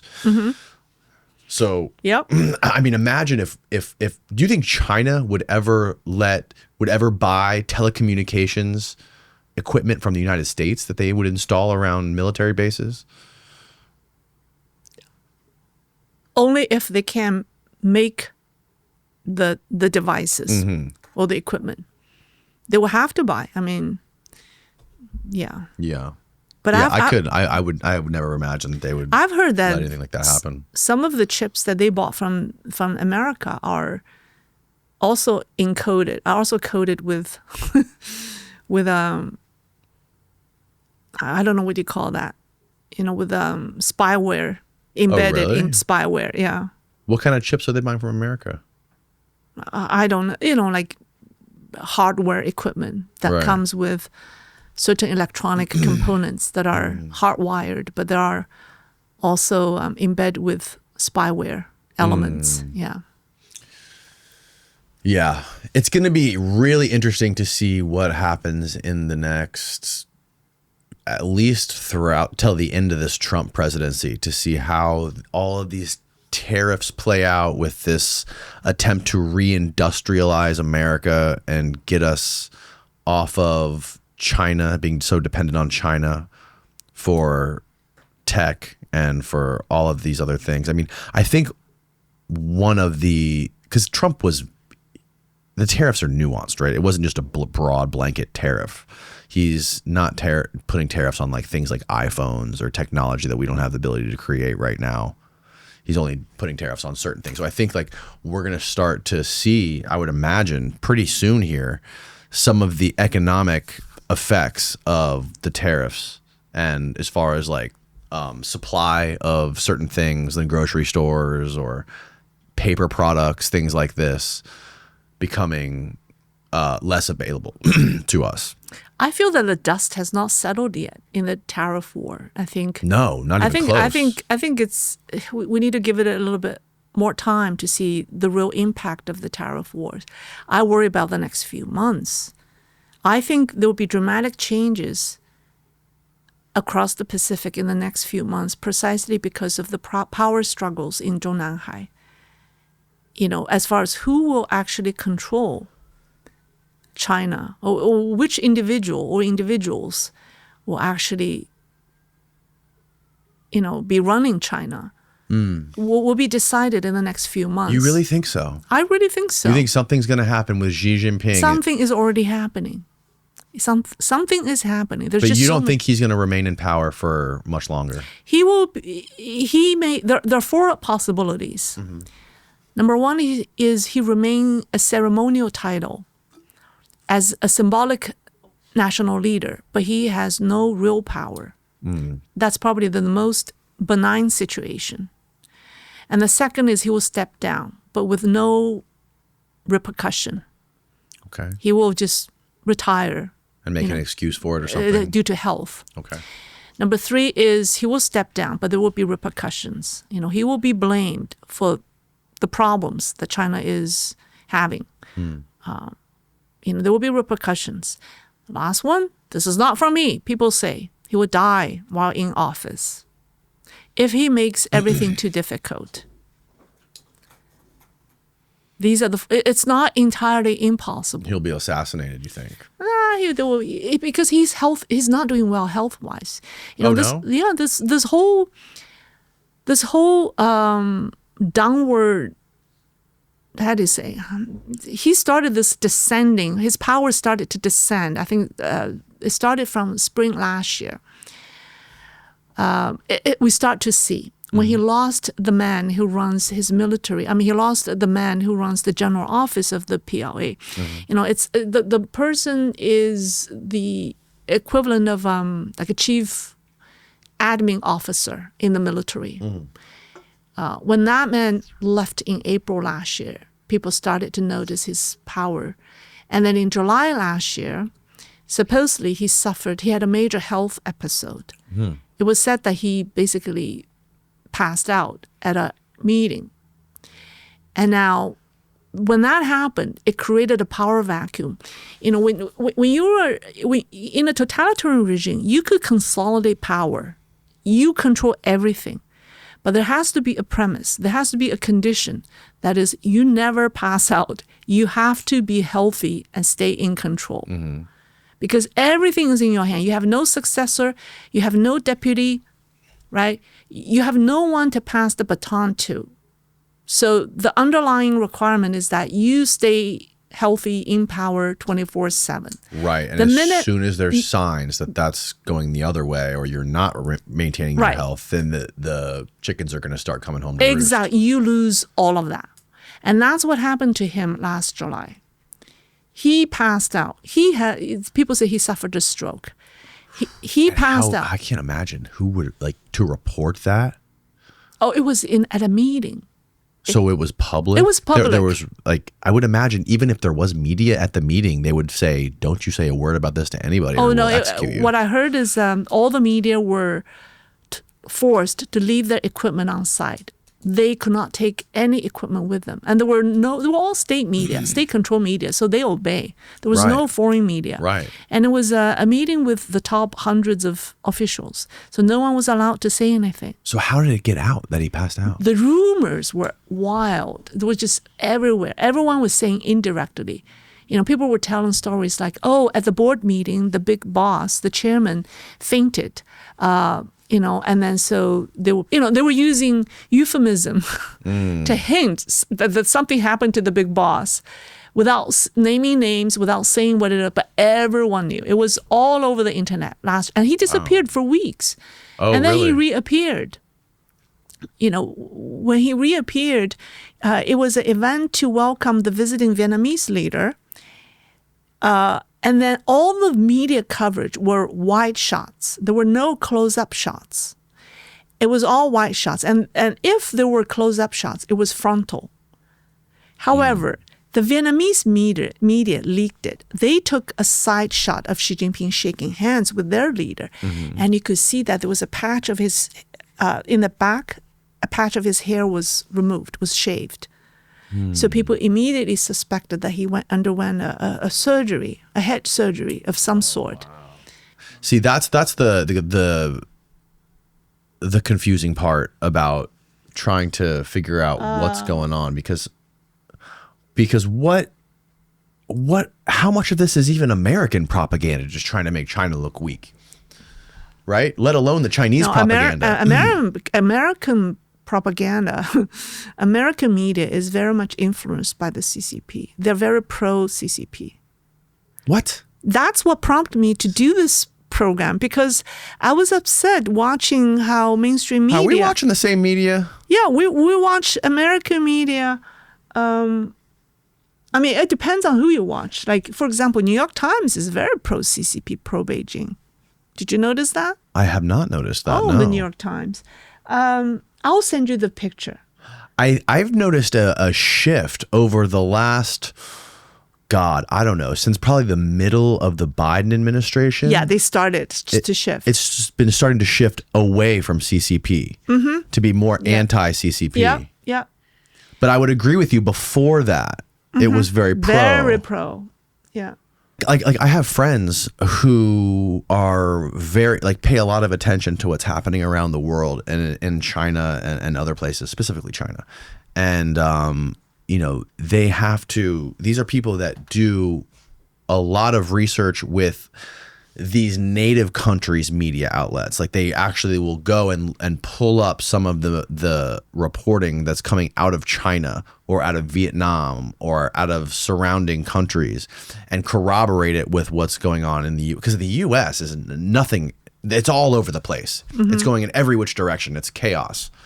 But to be able to corroborate that and try to look at different countries' media outlets and compare it with the U.S. media and see what they're talking about and try to figure out what the truth is. It's got to be a very difficult thing to do because all these countries deal with propaganda. They're all trying to push some sort of a narrative. Every country, you're right. Every country has propaganda. But no one is doing as sophisticated as the CCP. They're called the master of deceit. Yeah. They can manipulate public opinion in a way that you don't even notice it, right? Think about Charles, what's that guy, Bieber? What's his name? Charles Lieber. Yeah. Charles Lieber. And there was another case that came out. It was a Fed. It was an employee. It was a director working for the Fed, the central bank, or Really? Yeah, who is in the same situation. He was approached by two Chinese students or visiting scholars, and who invited him on an all-expense-paid trip to China. And he went. They were doing scholarly discussions with him. They even arranged. There's also honey trap. He eventually married a Chinese woman who's 30 years younger than him. Wow. And then he started, leaking information to the Chinese. I don't know why I'm talking about that. So I'm just saying the Chinese study their subjects so well. If they want to change if they want to manipulate you, if they want to manipulate a group of you, they study you so well, know what you're interested in, and then they reverse engineer everything. And then so it happens so naturally that you don't even notice it. And that's how sophisticated Chinese propaganda is, you know. Yeah, and it's got to be so much easier with AI and social media and these kinds of things, right? It's because if people are spending a vast majority of their time living online, you can change. I have a friend who got into, you know, she got in, what do you call that? I know how to say it in Chinese, but it was a scam, an online financial scam. Okay. You meet someone online. Who's catfishing. Yeah, catfishing. They build a whole community around her to make her believe that this is all real. Yep. Right? They built several community around her to make her, like, she was eventually, I think they want her money. So she met this guy who's a great, very successful investor, and so eventually they convinced her. But they built a whole online social media community, like 200 people, talking about this investment idea. Wow. None of them are real. They all existed for her. So how could you not fall into that kind of trap? Right. I'm saying that's just the idea. And this is just Chinese using the same principle, trying to, you know, take advantage of other Chinese. But it all came from the government, who's the master of deceit. Right. You know, if they want to change your viewpoint or manipulate you, they're going to build everything around you to make you believe what you see is real. 100%. Have you heard of the expression Stockholm Syndrome? Yes. That's what it is. Right. Right? There are four. I have a psychologist friend who said the Chinese all have Stockholm Syndrome, more or less. Oh, wow. Right? I mean, the story, it's based on the 1973 hostage situation in Stockholm. Two men robbed a bank and held 3 women and 1 man in a bank vault for 6 days. At the end, none of the 4 hostages were willing to testify against their captors. Yeah. You know, one woman actually got engaged to one of the captor, and the other started raising money for him. So it was a psychological condition. Yes. It developed under 4 conditions. One is the captor or the abuser have total control over the victims. Number 2 is you have no access to outside information. Number 3 is you have lost hope. You have no hope about your future. And the last one is the aggressor or the captor conducts small acts of kindness. Like, you know, there's a gun pointing at you, and then the next thing the person say, "Are you cold? Right. You want some food?" Yeah, I mean, you can see this is a part of the human psyche, and it helps you understand why people are so susceptible to joining cults. Yeah. That aren't necessarily good for them, right? Like I'm sure you're familiar with Scientology. Oh yeah. Where the hub of it is not far away from here, and they are guilty of committing, you know, human atrocities and enslaving people to work for them, and they're willing to do it and have their whole family enslaved and disconnect from anyone who doesn't agree with Scientology, completely cut them out of their lives to remain a part of this abusive group of people. I think the CCP, whatever the CCP value is a cult. It's very cultish. You know, because if you disagree with the government, then your life is endangered. Right. Right. Right. That's cultish. It's funny. And you have a restricted access to the internet and information around the world when you're there. Yeah. It's very similar to Scientology. It's the same thing. And then you cannot say anything that that disagrees with the government. Right. Yep. You'll be punished. That's very cultish. But I think, again, in our modern life today, cult is everywhere. You know, the obsession people have with celebrities, I think it's a little cultish. Yeah, I We're living agree. in a cultish culture. Yes. And our obsession with these devices. Yeah. I mean, I think it's cultish. It's a really easy, and not only is it cultish, but it's a very easy way for the government to mind control people and to influence public discourse. Exactly. I mean, if you look at it, if I was to, I mean, I couldn't imagine if I could get inside the heads of the people that control the world, or at least at the very least control the United States, right? Because if you were in control of everything, you would want to have the level of control of a dictatorship or a CCP, right? Democracy is, if you're the leader and you control everything and you're in charge, you control all the money, you control all the weapons, psychologically, it is a fact that you want to, if you're a human being, you want to maintain that control. And you want your kids to maintain that control after you. You don't want there to be a coup and to be ousted from your position, to lose what you have.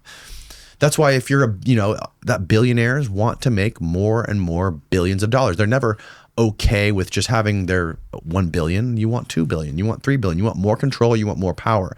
So if you are in control of an entire country and a population of hundreds of millions of people, you want to build these things, these technologies like that go into phones that are working with AI and connected to all your social media, connected to your email, tracking your phone calls, to where now you are slowly encroaching this soft digital control into people's lives. And before they know it, we are going to be in some sort of a version of the CCP. We are confined in our digital prison. Mm-hmm. We already are. Right. By the fact that we're so attached to our digital devices. Right? If everything is digital, it's like if we have the equivalent of a WeChat, a super app that does everything to take care of our life, then we are in this digital prison. It is I mean, not only is it like you described how, like in China, your money, everything comes through this device, right? But on top of that, you have all I don't know if it's like this in China, but it's definitely like this here, where we have Instagram, X, Facebook, where we're getting this dopamine hit from scrolling through these photos or posting photos and liking photos and sharing memes or sharing tweets with people, where it's just, we are quite literally addicted in every sense of the term, because our dopamine feedback loop is tied directly to having these things in our phones 24, or in these devices in our hands 24/7. So there's a huge incentive for, I'm not trying to like say there is some, deep conspiracy for, the tech elite to control the world, but all of the evidence is there if you want to point to that hypothesis. They have the means and the technology to control if they want to, but it's also very dangerous. Think about it. I mean, CCP is one example for all those billionaires or the people who have the aspiration to control others. Just take a look at CCP and the Xi Jinping. I mean, they have the means and the technology, the digital surveillance apparatus to control everyone. But look at them.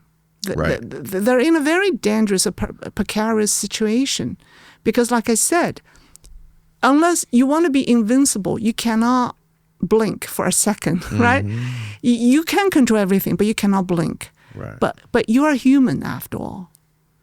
You have weaknesses. Yeah. There are so many things you cannot control. I think that the danger of that is humans try to play the role of God, and that's dangerous. I think ultimately that's why they will fall. I can't speak for other individuals, but in the case of CCP is really playing the role of God, because there's no religious freedom in China, and they want everyone to worship the government. They think the government is this almighty entity that could take care of everyone, solve all problems, and the government is always correct. We never make mistakes. The CCP never, for once, admits its mistake publicly. Right. So, but you're human. As human, we're flawed. We make mistakes. We have regrets. You may as well accept that. Because if you don't, it's dangerous. Well, I mean, the U.S. government is guilty of the same thing to some degree. They're very much similar.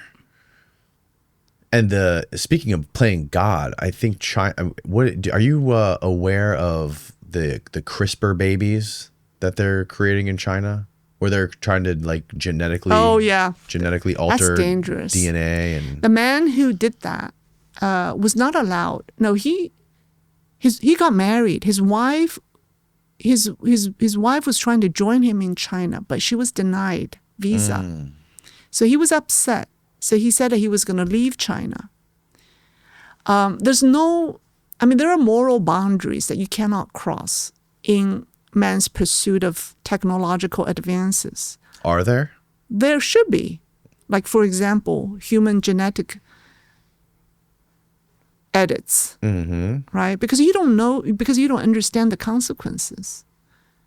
Because you don't live long enough to understand the consequences to human beings after you change their genes. Right. Because you don't see the next generation or the 5 generations from now what humans will become. Right. So you cannot do that. Because it's irresponsible. Right. Well. But China did that. That man learned the technology from the West and then went back to China and started experimenting that. There are also Chinese scholars or scientists developing drugs to induce cancer. What? Yeah. It was in Guangzhou. There was a young woman who, it became public, I think it was last summer, because she had cancer, but she was part of the team that dedicated to that research. She had cancer. She got cancer. A lot of them got cancer because the research was to develop drugs that induce cancer for weapons. As weapon. Oh, well, they didn't say as weapon, but think, why do you need to have this? Why would you do that? Right. If that become a product, then you could kill someone without ever leaving any evidence. What was their excuse for doing that? Do you know? Does the CCP ever provide any excuse to develop that? Maybe excuse is the wrong word. What was their justification? Well, did they explain why? Just like the COVID virus. Oh, okay. Why, right? Gain of function. Right. Why? Right. Like why? Yeah. Why would you try to engineer a virus to make it more deadly? Yeah. Their excuse is, so that we could find solutions to cure it. By the same token, they say, well, we need to understand how cancer is induced so that we can find a solution to cure it. It's dangerous. And how did these people that were working in this lab, how did they contract the cancer? Do you know how they? Well, they're researching on certain chemicals. Chemicals? Yeah, they're researching on certain chemicals that induce cancer. And they got cancer themselves. So they must have accidentally ingested it or they got exposed to these chemicals. Exposed to a chemical that would induce cancer. That's what they researched. That's crazy. They're making chemicals that induce cancer. Let's put it this way. Right? When you research, you have to experiment different chemicals that induce cancer. So you get exposed to that because you experiment that. Yeah, no, I mean, it makes sense totally, but I was just curious to the specifics.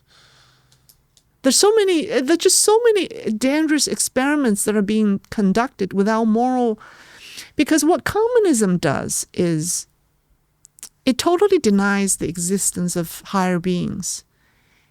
The communism are atheists. Okay. They believe there's no existence of God or other beings. Right. They think everything is material. And so they do not believe in the existence of spirits and all of that. Do they, and might be a really stupid question, but do they prosecute people for being religious? Oh, yes. Yeah, there's no religious freedom in China. I mean, I just mentioned Falun Gong. Right. It's a spiritual practice. based on the principles. And how do they come down on folks or prosecute people or punish people for practicing religion? Well, for Christians, you have to pledge allegiance to the CCP first. Okay. So it's called the patriotic church. And then the clergy are government officials. They take salaries from the government. So there's no separation of church and state. Okay. It's a joke. You pledge allegiance to the party first before Jesus Christ. So that's the Christians. So that's why Xi Jinping, Jesus Christ. yeah. So that's why there's the underground church. These are the people who truly do not pledge to underground churches wow, in China. That's cool. Okay. And then there are Falun Gong. Falun Gong is probably the most influential forces in China. Is it similar to like Hinduism or? It's a Buddhist practice. Yeah. It's mind and body practice because in the East, religion in the West has a very clear definition. Yes. There's ritual, there's temple, church, right? Mm-hmm.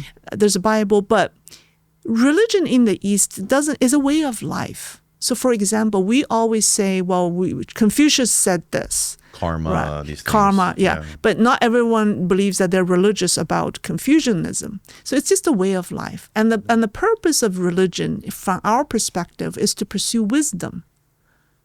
It's like you want to become a wise man. The purpose of religion is to achieve ultimate wisdom or enlightenment. That's the purpose of religion. And so it's just a way of life. It's very spiritual and intellectual.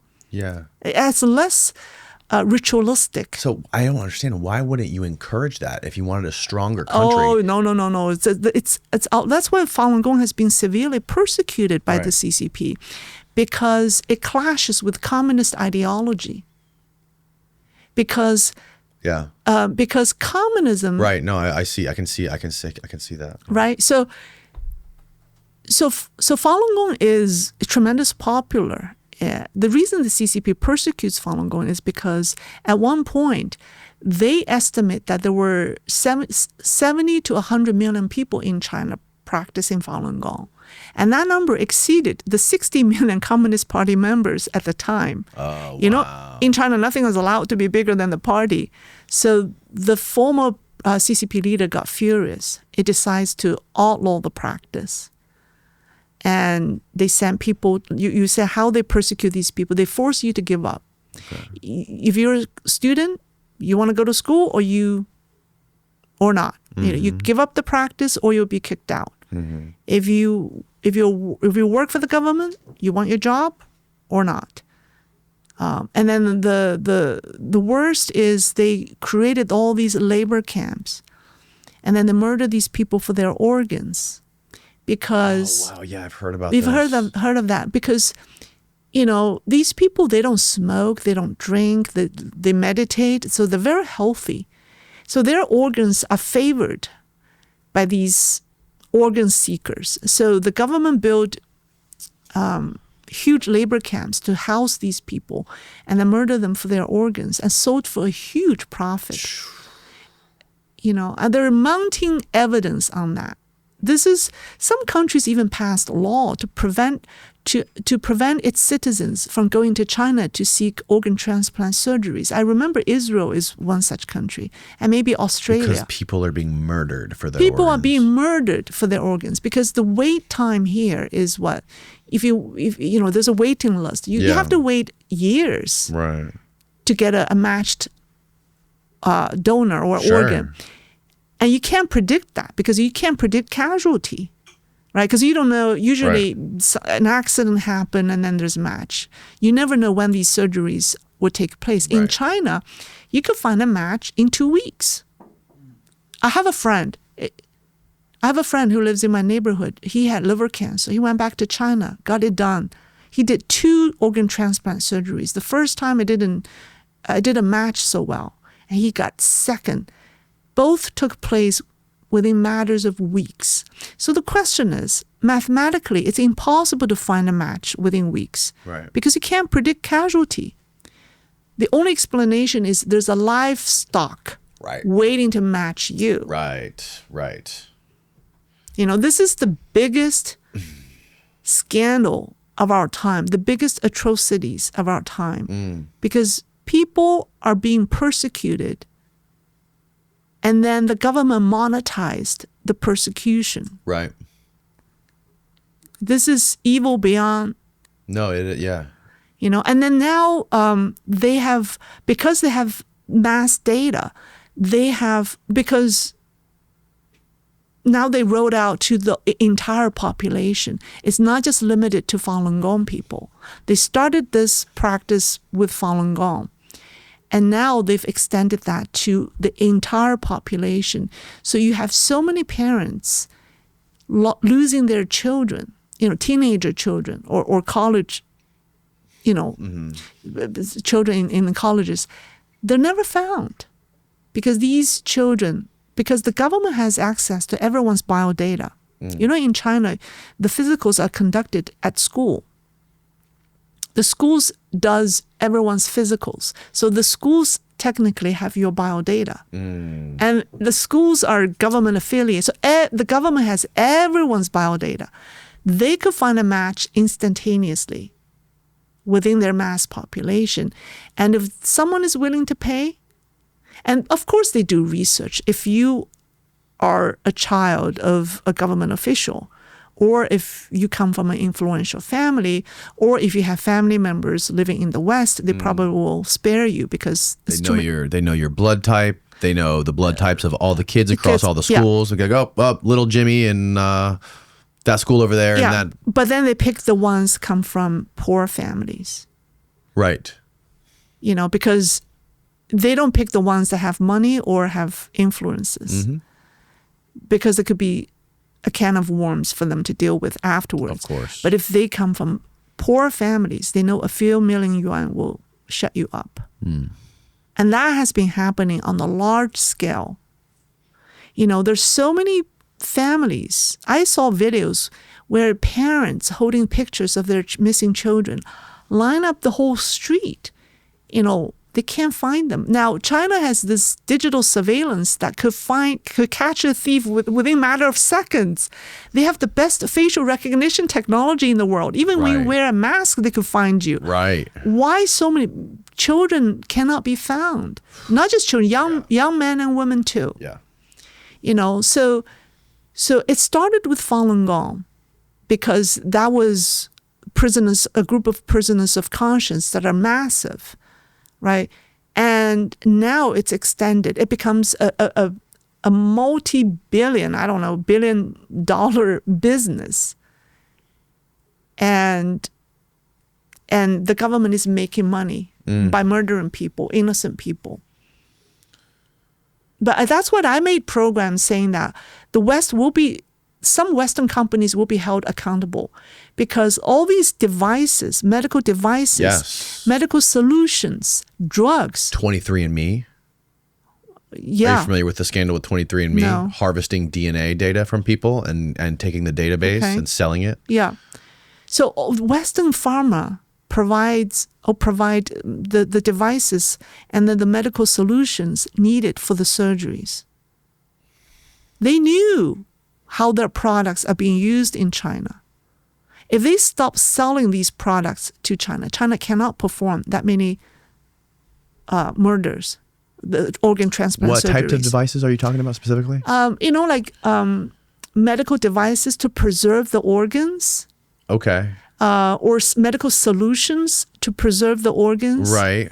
Okay. You need like chemicals to preserve them for a long enough time so they can stay viable for a transplant. Or drugs that they need to anti-suppress, really? immune China relies on us for that kind of stuff? Yeah. I thought it was the other way around. No. Yeah, the drugs that you take after the surgery to make sure that your body does not reject the organ. All these are imported from Western farmers. Wow. Yeah.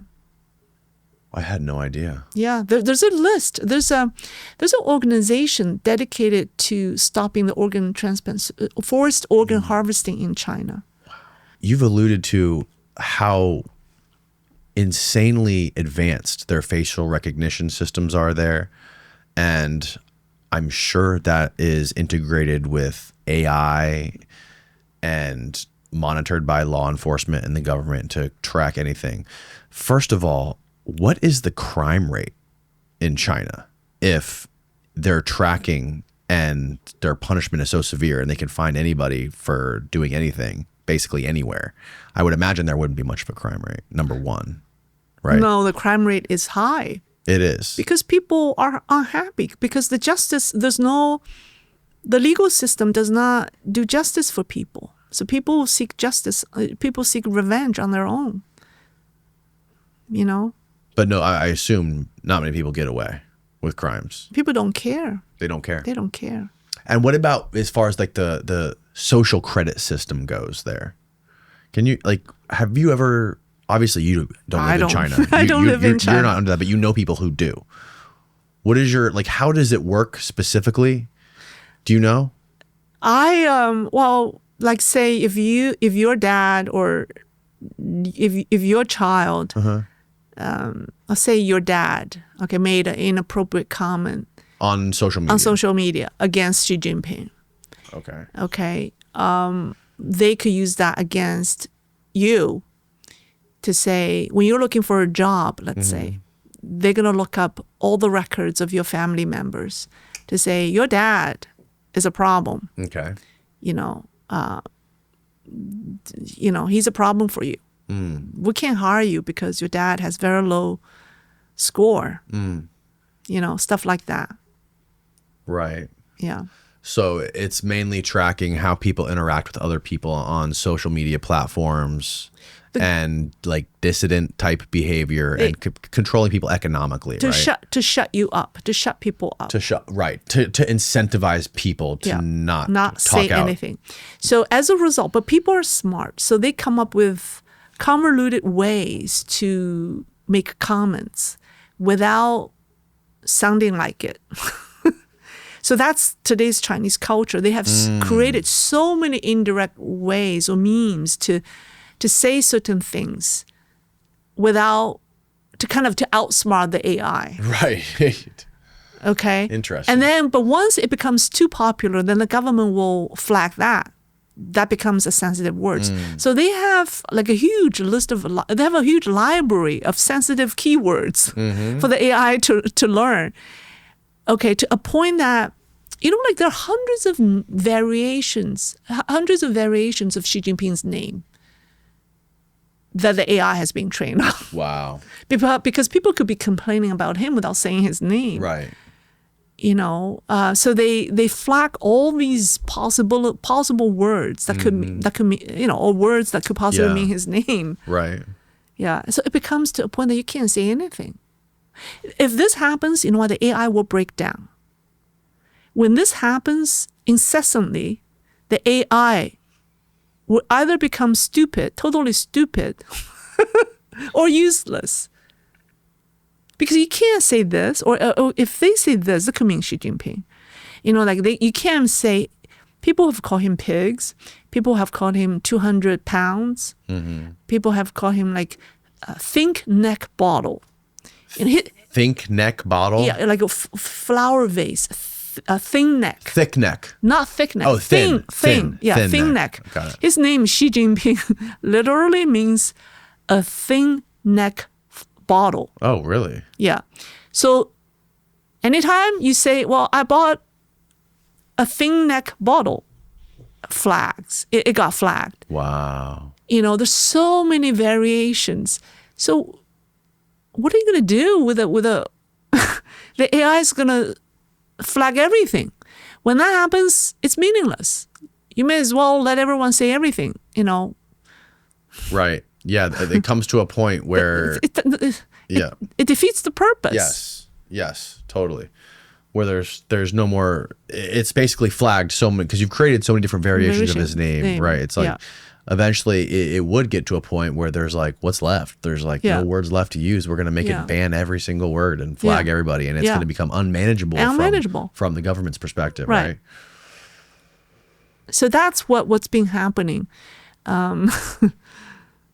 And they can control money, right? Where you can spend your money. Like if you're driving a car, you won't be able to get gas in certain places if you are banned from a certain area. So like they can turn off your money in certain districts, so you can only travel within like if you're on house arrest, for example. Right. You can only go to like work and back. Yeah. And you're not allowed to spend money anywhere Right. outside of that. Right. With bad social scoring, you're not allowed to leave certain areas, right? You're confined to that area. So if you go beyond that, then your digital devices will not work. Like you Right. cannot buy tickets, or you cannot get on public transportation, or your Wow. banking will shut down when you go beyond that boundary. So And do you know people that have dealt with this? well, the people like, personally? I know, I don't, because Okay. I have very minimum contact with people inside China. Okay. So I don't know, Allegedly. but allegedly, but I read reports of people run into that, and now with the banking, with the financial difficulties, they limit the amount of money you can take out from your bank. Like if you want to take out certain amount of money, they want you to provide. They don't tell you cannot take money. They just make it so difficult that you may end up just giving up. That's it. You know, I've dealt with that here too. Really? Yeah. It's happening in this country too? Yes, it is. Wow. Yeah, I was recently trying to take a decent sum of money out of one of my bank accounts with one of the top banks based in New York, to transfer it to crypto, and it took me the better part of 2 months to get the wire to go through, because they were making me go through, and their excuse is they're trying to combat fraud. There's so much fraud that happens with, which is legitimate. There's a ton of crypto fraud that happens where they convince people to give us $100,000 for this, whatever it is. They want to make sure people know what they're doing and they're not being scammed for tons of money. So after going through this process like 10 times, and them asking me all these questions like what was the color of your first car, and oh, you got that answer wrong, and are you sure what's the name of the website you're sending this money to, who told you about cryptocurrency in the first place, all these crazy obscure things. And then it took 2 months. I had to drive to like my local bank probably 4 or 5 times to explain to them what was happening and why I couldn't get through this. And they were like, we don't know why. They're not going to let you do it. I don't know what else to do. And I was like that close from pulling all of my money out of that bank and going to like another local bank. And I'm probably still going to do that, to be honest.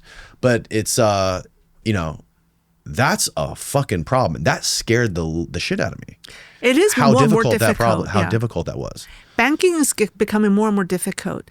My advice to people is do not use Face ID, because I saw that, in China, you have to use your Face ID to access your bank. You have to. You have to. Can you access your bank through like a mobile app? Yes, Okay. but the passwords, don't do it. You have to use your face. Wow. So you're Now- not allowed to have typed in passwords. You are allowed, but you still have to use your face. You can use whatever password you want, but like Face ID is mandatory. There are so many stories that I read that older people that are sick they're dying, and they ask their children or family members to take money. They can't. The family cannot take money, and they have to get their face. And they're dead. They're not dead. But some branch require the person like in person. Oh. So they carry their elderly parents from the hospital to the bank branch to take money out. And one woman died in the branch. Ugh. Yeah, and sometimes when they have a deceased parent, they can't do the face recognition because their eyes are closed. Right. What if they're dead? Then what? Yeah. Then what? The government gets all the money. Yeah, they can't. So facial recognition is just I've seen that, and sometimes I've seen my family members using that. Sometimes it doesn't work. Sometimes it tells you you're not. I'm like, this is ridiculous. It's the same person. Right. But if you have a different look or whatever, they think it's not you. They just tells you, sorry, you can't access your bank account today, and you're like, huh? I'm me. And there's nothing you can do. You just have to wait. Now, it could be that the bank just decides that no more No more money taken out today. We've reached the limit. We've reached the threshold for the bank. It could be that. It could be, the bank policy, internal policy for the day. It has nothing to do with your face. Right. But it make you feel like somehow the app doesn't recognize your face today. And so when I saw that, I'm like, no, do not give your face ID away. Yeah. Yeah, well, it's just so convenient. Because it can be replicated. With AI and all these technology, I think it can be replicated. Right? And that's scary. Yeah. It is crazy. If there, I don't think there would ever be, I agree with you that I don't think there would be any kind of like interstate conflict or like a hot war between the U.S. and China. But if there was something, it would be something digitally. And I think that the U.S. has become well aware of that, which is why it just seems like to me we are doing everything we can here to copy the tactics of the CCC in terms of just control or subversive control, not overt, right? We try to pretend that we're like we want to maintain a democracy. Everything is free speech. You have the privacy and no one's spying on you. But there, they don't have to lie about it. Here, we have to paint this picture that we are not communist. Yeah, I think it's regardless of which government, and I don't think it's naturally, the left or the right. Either one will go down this trend because of the digital technology. The digital technology is pushing the government to do that. With us. So regardless who is in the White House, we're going down this trend regardless. Yes, it's just money. It's just money. And you then just follow the money. Control. Yep. And the technology provides them with the tools to do that. And it's impossible for them not to use it. Let's put it this way. And everyone does that under the premise that it's convenience. It's convenient. Right. But you trade your freedom or your privacy with convenience. Yes. You trade freedom for security. Yeah. Wow, this has been a crazy talk. Really? Yeah. We're all over the place. We are. There's just so much to talk about. Is there anything that we haven't covered that you think we should talk about? I don't know. No? I don't know. Okay. Do you think I think we've covered a lot. I've really learned a lot today. This has been a fascinating discussion. Or anything you want to ask me? No, I think we've covered a ton. This has been super fun. I appreciate you coming. Yeah, I would rather make this a two-way dialogue, than. I'm happy I'm the first person that you've been able to talk to in English for last couple. I'm happy to be able to break the streak. Well, thank you for giving me back the ability to talk to a real person in English for hours. Yes. I haven't been able to do that for years, ever since COVID. Really? You don't go out much? Well, I've been at home working on my YouTube for the past 4 years.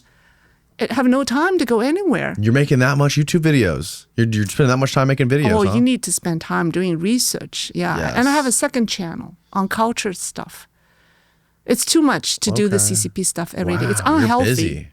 So I'm home. Yes, it is. It is unhealthy to be focused on one thing incessantly for days and for years and nonstop. That's the thing about this podcast is like a lot of people that will dedicate all of their time and all of their content to one specific topic, and I would lose my fucking mind if I had to do that. Like I like to diversify it, so that's good. I'm glad you're doing that. Okay, all right. So is this? So you talk more about culture on your other channel? I have another channel called Lay's Looking Glass. I started beginning of this year. I want to talk about Chinese culture. Oh, okay. I talk about UFO, feng shui. I just did a program on the feng shui of the White House. The what? Feng shui. Feng shui? Yeah. I did a program on the... Interesting. You should check it out. The feng shui of the White House. It's very interesting. Please elaborate. Elaborate? Well, if you ask me, does the White House have good feng shui or bad feng shui? I would say it's not good or bad in the traditional sense, but it's good in an American way. Okay. So the White House has very American feng shui, but it has its own problems. When you say feng shui, can you define that? Literally, it means wind and water. Wind and it's- water? Yes. Okay. I thought What is I feng was shui? completely wrong about You've that. heard of feng shui before, have you? No? Feng shui? Yeah. Yeah, but I don't know if I know the precise definition of it. I always thought feng shui was like style. Is that not what it is, Steve? I thought it was like like a symbiosis of things working together. Okay. the metaphysical ambiance of your setting? Okay, yeah. You know, that if it aligns with certain celestial, you know, like a favorable feng shui condition, meaning that your setup of your home or your office Right, yes. is in alignment with certain celestial condition or celestial conditions. yeah, or supernatural conditions, Oh, wow. metaphysical, Ooh. you know. Yeah. That's Because crazy. the essence of Chinese culture is all about the invisible. The Chinese believe traditionally that the invisible, the untouchable, are the Tao, whereas the visible, the tangible, are only a container. So the ultimate Chinese wisdom is to pursue the invisible, the intangible. That's the Tao. That's the way that governs the universe. Okay, so they always look at the intangible, invisible guiding rules that dictate human affairs or human conditions. That's a Chinese philosophy or a part of Chinese culture. Okay. And feng shui is just a very small branch of that deals with terrestrial alignment, shall we say, or topology. Is there a word? Sure. Topology? Sure. Yeah. Like material objects. Yeah. Yeah. So, they believe in like spirits and ghosts and oh yeah, divination, astrology. Yeah. Xi Jinping, it's our favorite subject. Xi Jinping is very superstitious. He believes in the prophecies about him. There are several prophecies left from Chinese history about Xi Jinping, and he's greatly impacted by those. And there was one about a warrior with a bow. A warrior with a bow entering the palace, ambushing near the palace. It was a Tang Dynasty prophecy. Nobody knew what it meant until the past year, because the man who is now effectively control the Chinese military, Zhang Youxia, the second in command in the PLA, the first vice chairman of the Chinese military, CMC, his name literally means the warrior with a bow, the warrior with a sword. And his name, Zhang, has a bow in it. So, so it's playing out in front of our eyes. And Xi Jinping believes in this kind of stuff. In fact, all CCP leaders believe in that. You know, Mao Zedong never went to a place in China called Luoyang because it literally means falling sun. Really? Mao Zedong saw himself as a sun, as the sun. He never went to the place called Luoyang, falling sun. And then former CCP leader Jiang Zemin, his last name is Jiang. He never went to a place that's called Zhenjiang, meaning stifling Jiang or striking Jiang. He never went to that place. Wow. They're all very superstitious. Are they all really into astrology? It's part of our culture, so they all believe, even though they're declared atheist, but they're more superstitious than anyone else. Wow, that's fascinating. They're into fortune telling and all of that. Really? Yeah, yeah.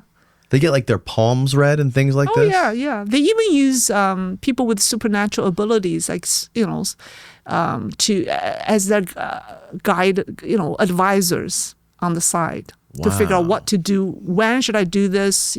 Who should I trust? Yeah, That's really interesting. I had a gentleman on here the other day, Hamilton Morris, was telling me this crazy story about how during the Reagan administration, Nancy Reagan, she had an astrologer who was also the astrologer for Ronald Reagan. And he was advising Nancy Reagan that she needed some sort of purpose in the White House, and that the alignment of certain planets and stars was telling him that she needed to lead this new crusade for America to end drugs. And this is what created the war on drugs. It was an astrologer who told Nancy Reagan that the star alignment was telling him that they needed to start this war on drugs in America. Yeah. And they even had astrology computers. Like literally they called them CIA astrology computers that I don't know how the hell they worked, but just the name alone is insane. I'm not surprised that the CIA use supernormal abilities to help them advance their cause. Right. I mean, the Chinese intelligence definitely use that. People with supernormal abilities, with clairvoyance, what do you call that? Telepathy, Yeah. or telekinesis. Yeah. All these abilities to see certain things. I mean, it's part of our culture. Yeah, I made a video about the palace in the world with the worst feng shui. You should watch that. Okay. Because I'm trying to bring a scientific approach to these superstitious topics.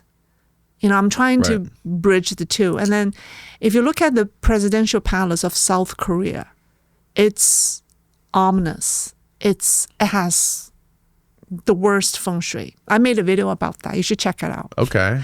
It make you wonder. So something about the inside of it, the way things are laid out.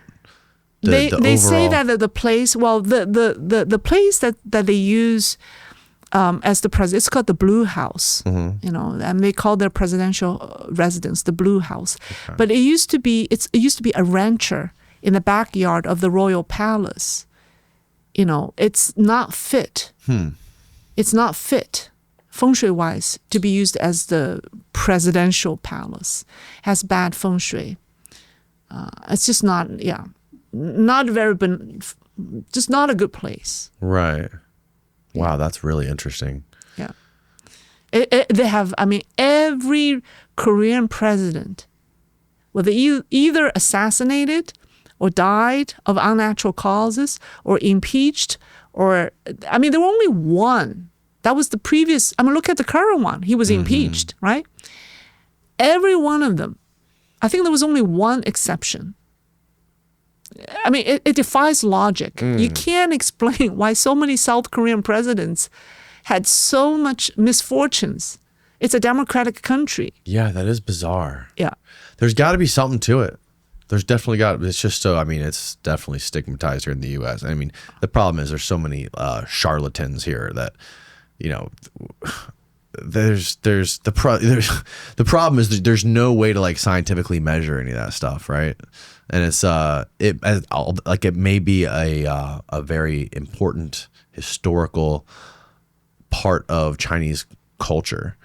It's pretty much the opposite here. I think the approach to science is different. Traditional Chinese approach to science is fundamentally different from Western approach to science. The modern approach to science is fact-based, right? Whereas the Chinese is the opposite. We went after the invisible, the intangible. We think that the invisible, the intangible governs. For example, Chinese medicine, right? Chinese medicine deals with health issues before illnesses strike.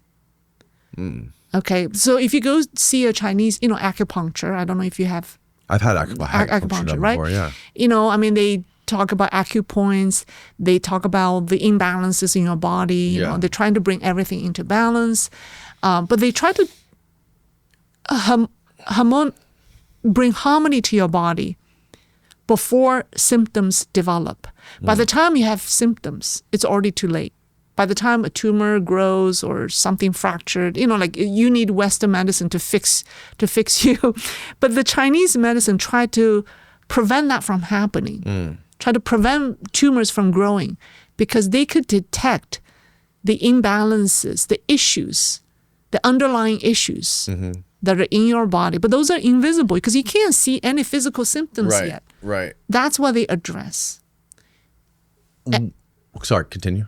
And so the traditional Chinese medicine believe that everybody, we have to coexist with ailments. If you try to just get rid of them, it's counterproductive. Whereas Western medicine just believe, let's do surgery, let's cut it out, right? Yeah. Let's remove the bad part. Yes. That's not the concept of Chinese medicine. It's about coexistence. How do you coexist with the bad elements in your body? And the answer is, if you have, so here's the analogy. It's an inappropriate analogy. So we live in a society where there are terrorists, right? Yes. So if you try to get rid of the terrorists, they may backfire. So the idea is, how do we coexist with them? Mm-hmm. Let's develop an environment that's so benign that they don't do anything bad. As long as the terrorists do not do anything bad, we can coexist. But the key to that is you have to keep the terrorists occupied. If they start thinking about starting a family, make more money, or if we make our environment so benign, so good, that they just don't want to do anything bad, then we're successful. We could coexist. But there are still terrorists. As long as they don't do bad things, we can coexist. The same concept applies to traditional Chinese medicine. There are cancerous cells in our body, right? And how do we make the cancerous cells stay benign or not further develop? Sure. So you want to improve the overall condition of your body. You want to bring positive energy to your body. If your body is imbued with positive energy, that it suppresses the cancerous cells, right? So that's the whole concept. So we can coexist. So why we all have cancerous cells? Some people they grow into tumor, and other people they're fine. They never have cancers. It's because their overall body condition is benign or is full of positive energy, and that's why meditation or these traditional health remedies come handy, because it's all about keep everything in balance, build a benign environment in your body. Wow. Keep everything in balance, harmonizes everything. Keep your body as positive, as benign, as harmonized as possible, so that these bad elements do not act. Is nobody dying of cancer and diseases in China? No, that's not, I mean, that's just, it's a concept. Of course. But I'm curious. I'm curious what the statistics are in China. China is China bad. versus America. China has very high incidence of cancer. Of deaths from cancer. But that's not because of, that's because of the pollution. That's another subject. Okay, so. For another day. The pollution, the water is terribly polluted. Right. The air is polluted. I mean, and then the food quality is terrible. I mean, there's just the whole list of other issues that have become health hazard in China. Right. But the traditional concept, there's not this this negative feedback loop in healthcare, and like there is here, where basically the way we treat it is just to make money, right? Where we have this system in America where it's the most convenient food and the most affordable food is the most unhealthy. That is forcing more people into the medical system, which is not designed to effectively treat people. It's designed to make money, do more surgeries, prescribe expensive drugs, these kinds of things. It's not the system that we have here is not designed to keep Americans healthy. It's to make money off of them. It's not a healthcare system, because it's a disease treatment system, right? Healthcare system is you should keep people healthy. You should prevent people from becoming sick. That's healthcare. Yes. Right. So Yes. the Western medicine or whatever we have in our system today doesn't do that. No. It doesn't prevent us. So that's why, fortunately, I mean, we have the traditional Chinese medicine, or at least the concept, that's available to us that keep us healthy. So a lot of Chinese don't believe in the Western medicine. So this would be an aspect of Chinese society that they're doing better than we are in America. Their healthcare system. Not in China. I can't say that for China right now because it's very corrupt. Steve, I want some stats on Chinese healthcare, mortality rate, cancer rates, obesity compared to the U.S. We Chinese probably do better in obesity, but cancer's pretty bad. It's very bad. New cancer cases, China is expected to have approximately 4.8 million new cancer cases, while the U.S. is expected to have around 2.3 million. But is the population is what in China? You asked me. Officially 1.4 billion. Oh, so it's really 1 billion, right? Definitely under 1 billion. It's under 1 billion, but is it close to a billion, you think? Is it close under or is it far under? Far under. How far? You are ready for the number? Yes. At one point I projected under 400 million. What? 500 million.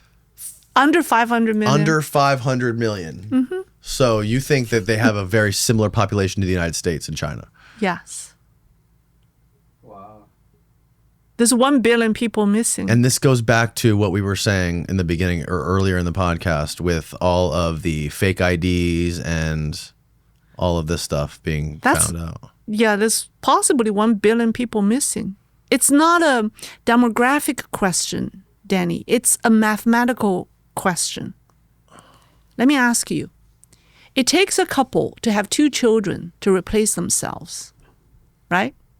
Think about it. Yes, 2 children. If every couple produces 2 children, the population stinks level. right?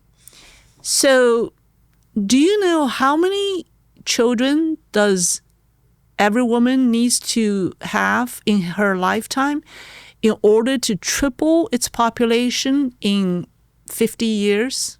To triple its population in 50 years, you need to have what? Let me guess. I'm terrible at math. I'll give you the answer because Okay. I asked AI. It's a crazy mathematical. If a country needs to triple or grow its population by 2.5 times, let's just say 2.5 times. Okay. Over a span of 50 years. 5 kids? Each woman, you're right, each woman needs to give birth on average between 4.5 to 5.5 children.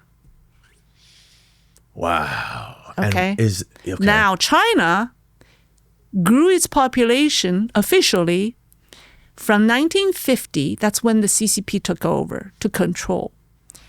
Okay, China's population in 1950 was about 500 million. In the year 2000, 50 years later, China's population was about 1.27 billion. Okay, so it grew 2.5 times, right? From 500 million to 1.27 billion. That's 2.5 times over 50 years. Chinese women did not have, on average, have 5 children because of the one-child policy. Yes. Because of the Great Famine. Because of the Great Famine, tens of millions of people died. Because of Cultural Revolution. So China, from one political movement to another, and then to almost 4 decades of single-child policy, there's no way Chinese women had 5 kids. Actually, the average fertility rate for each woman was 1.7 for the 30-year from 1990 to 2020. Okay, Chinese average fertility rate is probably 2 from the 50 years. So it's a mathematical question. There's no way Chinese women gave birth to 5 kids from the time the CCP took control to year 2000. That's my argument number one. Okay. So there's no way China could have reached 1.27 billion people by the year 2000. Right. Okay? Then And why then- did they implement the one-child policy in the first place? They thought they have too many people. Did they really think they had too many people, or were they just trying to project? I think the country was on the brink of bankruptcy. They could not afford to raise that many people. Okay. And then the second question, and that was a mathematical question. And anyone who's in statistics can calculate that. Second question is a comparative study.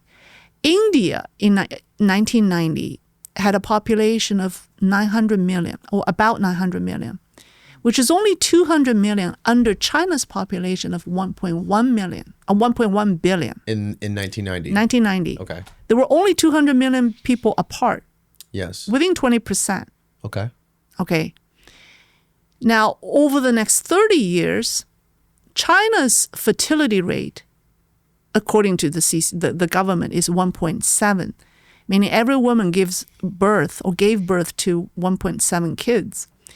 India's fertility rate is double that, is over 3. Okay? So how could, 30 years later, so now we're in 2020, how could China still have more people than India? Right. They wouldn't. India would pass them. Mathematically, it's impossible. So I asked AI, how many people should China have, assuming their fertility rate is correct in the year 2020? Right? AI gave me 900 million. Wow. 900 million. And then now the 1.7 fertility rate was overstated.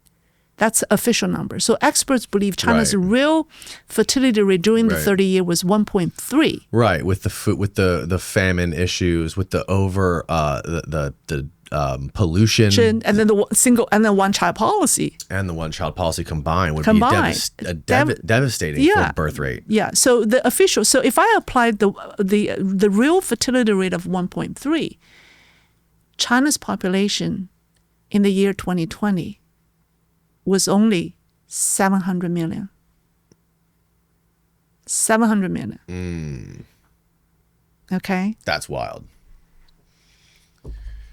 And you think, It's a mathematical question. and you think the government is not aware of this, or you think they have to be, right? I think China's population never reached 1.4 billion.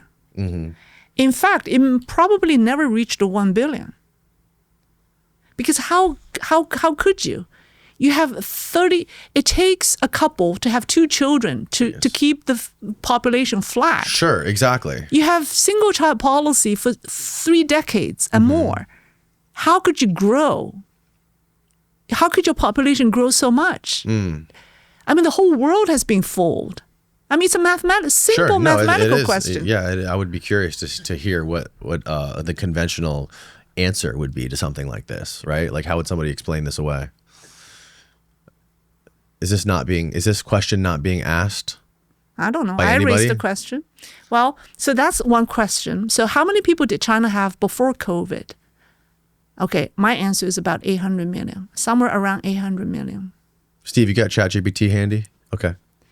And then the next question is how many people died during the pandemic in China? In China. It's not the official 120,000. China's official COVID casualty is 120,000.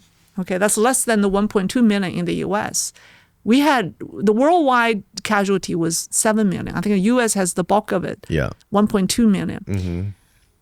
No matter how you look at it, China's real death during the pandemic is in the hundreds of millions. Really? Actually, What is the population split between elderly and young people? I mean, it's older. It's the average age is old. It's Old, 40 right. something. Okay. Yeah. But someone asked Grok 3 this question, a Chinese, and said, please, tell me how many people, please estimate how many people died during COVID in China. And Grok 3 built a reasoning model, collected economic data, consumption data, and estimated that the number of population that got shed during the 3 year from 2020 to 2022 was between 150 million and 250 million. And where did it pull this information from? Official data. Official data. Yeah. And that doesn't include the casualties that we continue to see from 2020 until now. People are still dying. You know, and I have, you know how many, the Chinese government has suspended the data on its funeral industry. It stopped publishing statistics on its funeral burial industry. And yet we've seen local governments building so many crematoriums and funeral homes. There was one province that I saw, which one was that? I think maybe Shanxi, was it Shanxi? But one of the provinces, it had, I think, about 40, it was a population with, I think, maybe 30 million people. It was not a big province. It had about 40, or estimated to have under 50 crematoriums and funeral homes. They're now building 80 additional. So if you didn't have that kind of death, why would you double or triple? Right. Unless business was booming. Right. Wow. So it's a mind-boggling topic. I mean, I didn't feel good when I did my program on that because I could accept that China has 800 million people, but no matter how I look at it, if hundreds of millions of people died, that brings China's population from 800 million down to like 500 million or even lower. What I'm curious, what is the culture in China in regards to like the male female dynamic? More men than women. I mean, I don't just mean like the distribution. I mean like the culture. Like here in America, you have this incentive for women to enter the workplace and not necessarily bear children. It's kind of looked down upon if you want to be a stay-at-home mom and raise children and do all this stuff. It's better to get in the workplace and just establish economic power within your society as a woman, right? It's boost up the woman. Is it like that in China? Or what is your view on, or what is your understanding? I think Chinese women, if they have a choice, they would rather be doing nothing, stay at home, raising children, as long as the husband, can makes provide. good money. Yeah, I think they don't mind that at all. That's preferred lifestyle. It is preferred, but is it promoted that way? It's promoted is the to find. Promote that? It's promoted to. It's promoted to find a sugar daddy. Oh, really? Wait, promoted by who to do that? Society in general. If a woman, you could find a husband that makes millions or billions, that you don't have to work. Right. It's the best. Right, but what I'm like in America, it's the narrative that's sort of like pushed by the mainstream media. It seems like there's this unnatural narrative to sort of push this ideology to where women need to enter the workplace, get out of the home, get out of the kitchen. That's pushing females down, and they need to get in the workplace and rise up. You don't have to be having more children. This was like the feminist movement, and all this was a huge part of this. And that seemed kind of like an unnatural thing, right? And I'm wondering if that is, if it's anywhere near that in China, or if there's any sort of push within the government establishment or the media establishment within China to push anything similar to that, or is it the opposite? We went through that.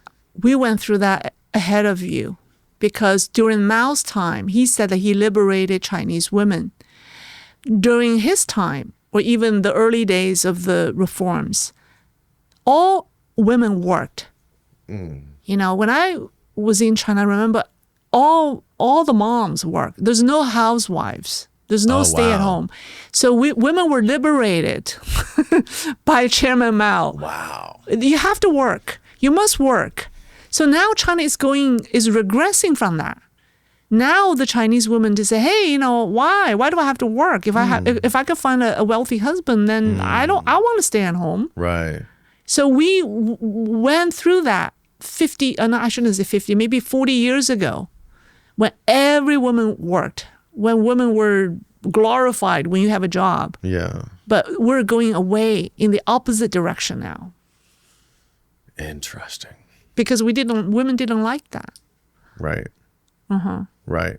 I And mean, it's now it's not conducive to increasing your population. it's not. I mean, a lot of women still work, but it's because for economic reason they have to support They themselves. have to.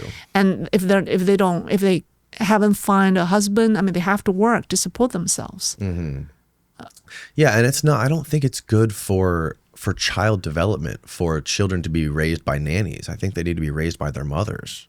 I think it's better, than kind of like pushing your kid off. If a woman is constantly having to work 24/7 and not pay as much attention to their kids, wouldn't it be better generally for the mom to be spending all of their time with their children and focusing on creating good human beings to replenish society? Are you accusing me for having a spy nanny for my daughter? Well, look, I mean, it's good to have a nanny, right? You need to have you need to have those breaks, and you can't just be around your kids 24/7. You'll drive yourself crazy. But like people that are doing it 24/7, where they literally never see their kids because they have to work 24/7, right? Wouldn't you create a better human being if you were able to teach them your values and your morals and just raise them yourself? Because I mean, you see all of the worst people. There's this great YouTube channel called Soft White Underbelly. There's this guy Mark Leda who's based in LA, where he interviews like all the prostitutes and the drug addicts that are on Skid Row in LA. And he was explaining to me, I was like, I mean, these are the worst off human beings that exist in America for sure. And he was saying the one common denominator between all these people is terrible parenting or no parents. I think, I agree with you. I think people should raise their kids, not nannies. I think, you need to be responsible for your parent, I mean, for your children. I see the difference. Actually, the kid, becomes more, even grandparents can do that. The Chinese want the grandparents to be the nanny now. Right. But you see I saw that. I saw the influence on my daughter. She became more difficult when the grandparents babysat her. Right. Well, when the nanny was with her. I see that too. Yeah. You see that? So it doesn't work. My child, I have to take care of her. Yeah. Well, Lei, thank you so much for your time. This has been a fantastic conversation. You think so? Oh, yeah. Well, thank you for giving me the opportunity to talk to a live person in English. My pleasure. In 4 years. Yes. We'll have to do it again. Okay. I'll link, tell people where they can find you on YouTube and any other, you have a website or anything? Just, share my YouTube channel. Okay. What's it called? Lei's Real Talk. Lei's Real Talk. Oh, look, there we go. And then Lei's Looking Glass. Yes. Fantastic work that you're doing. Working around the clock to produce this stuff. Oh, yeah. 7 days a week. I love it. All right. All right. We'll link it all below. Thanks again. Thank you. All right. Good night, everybody.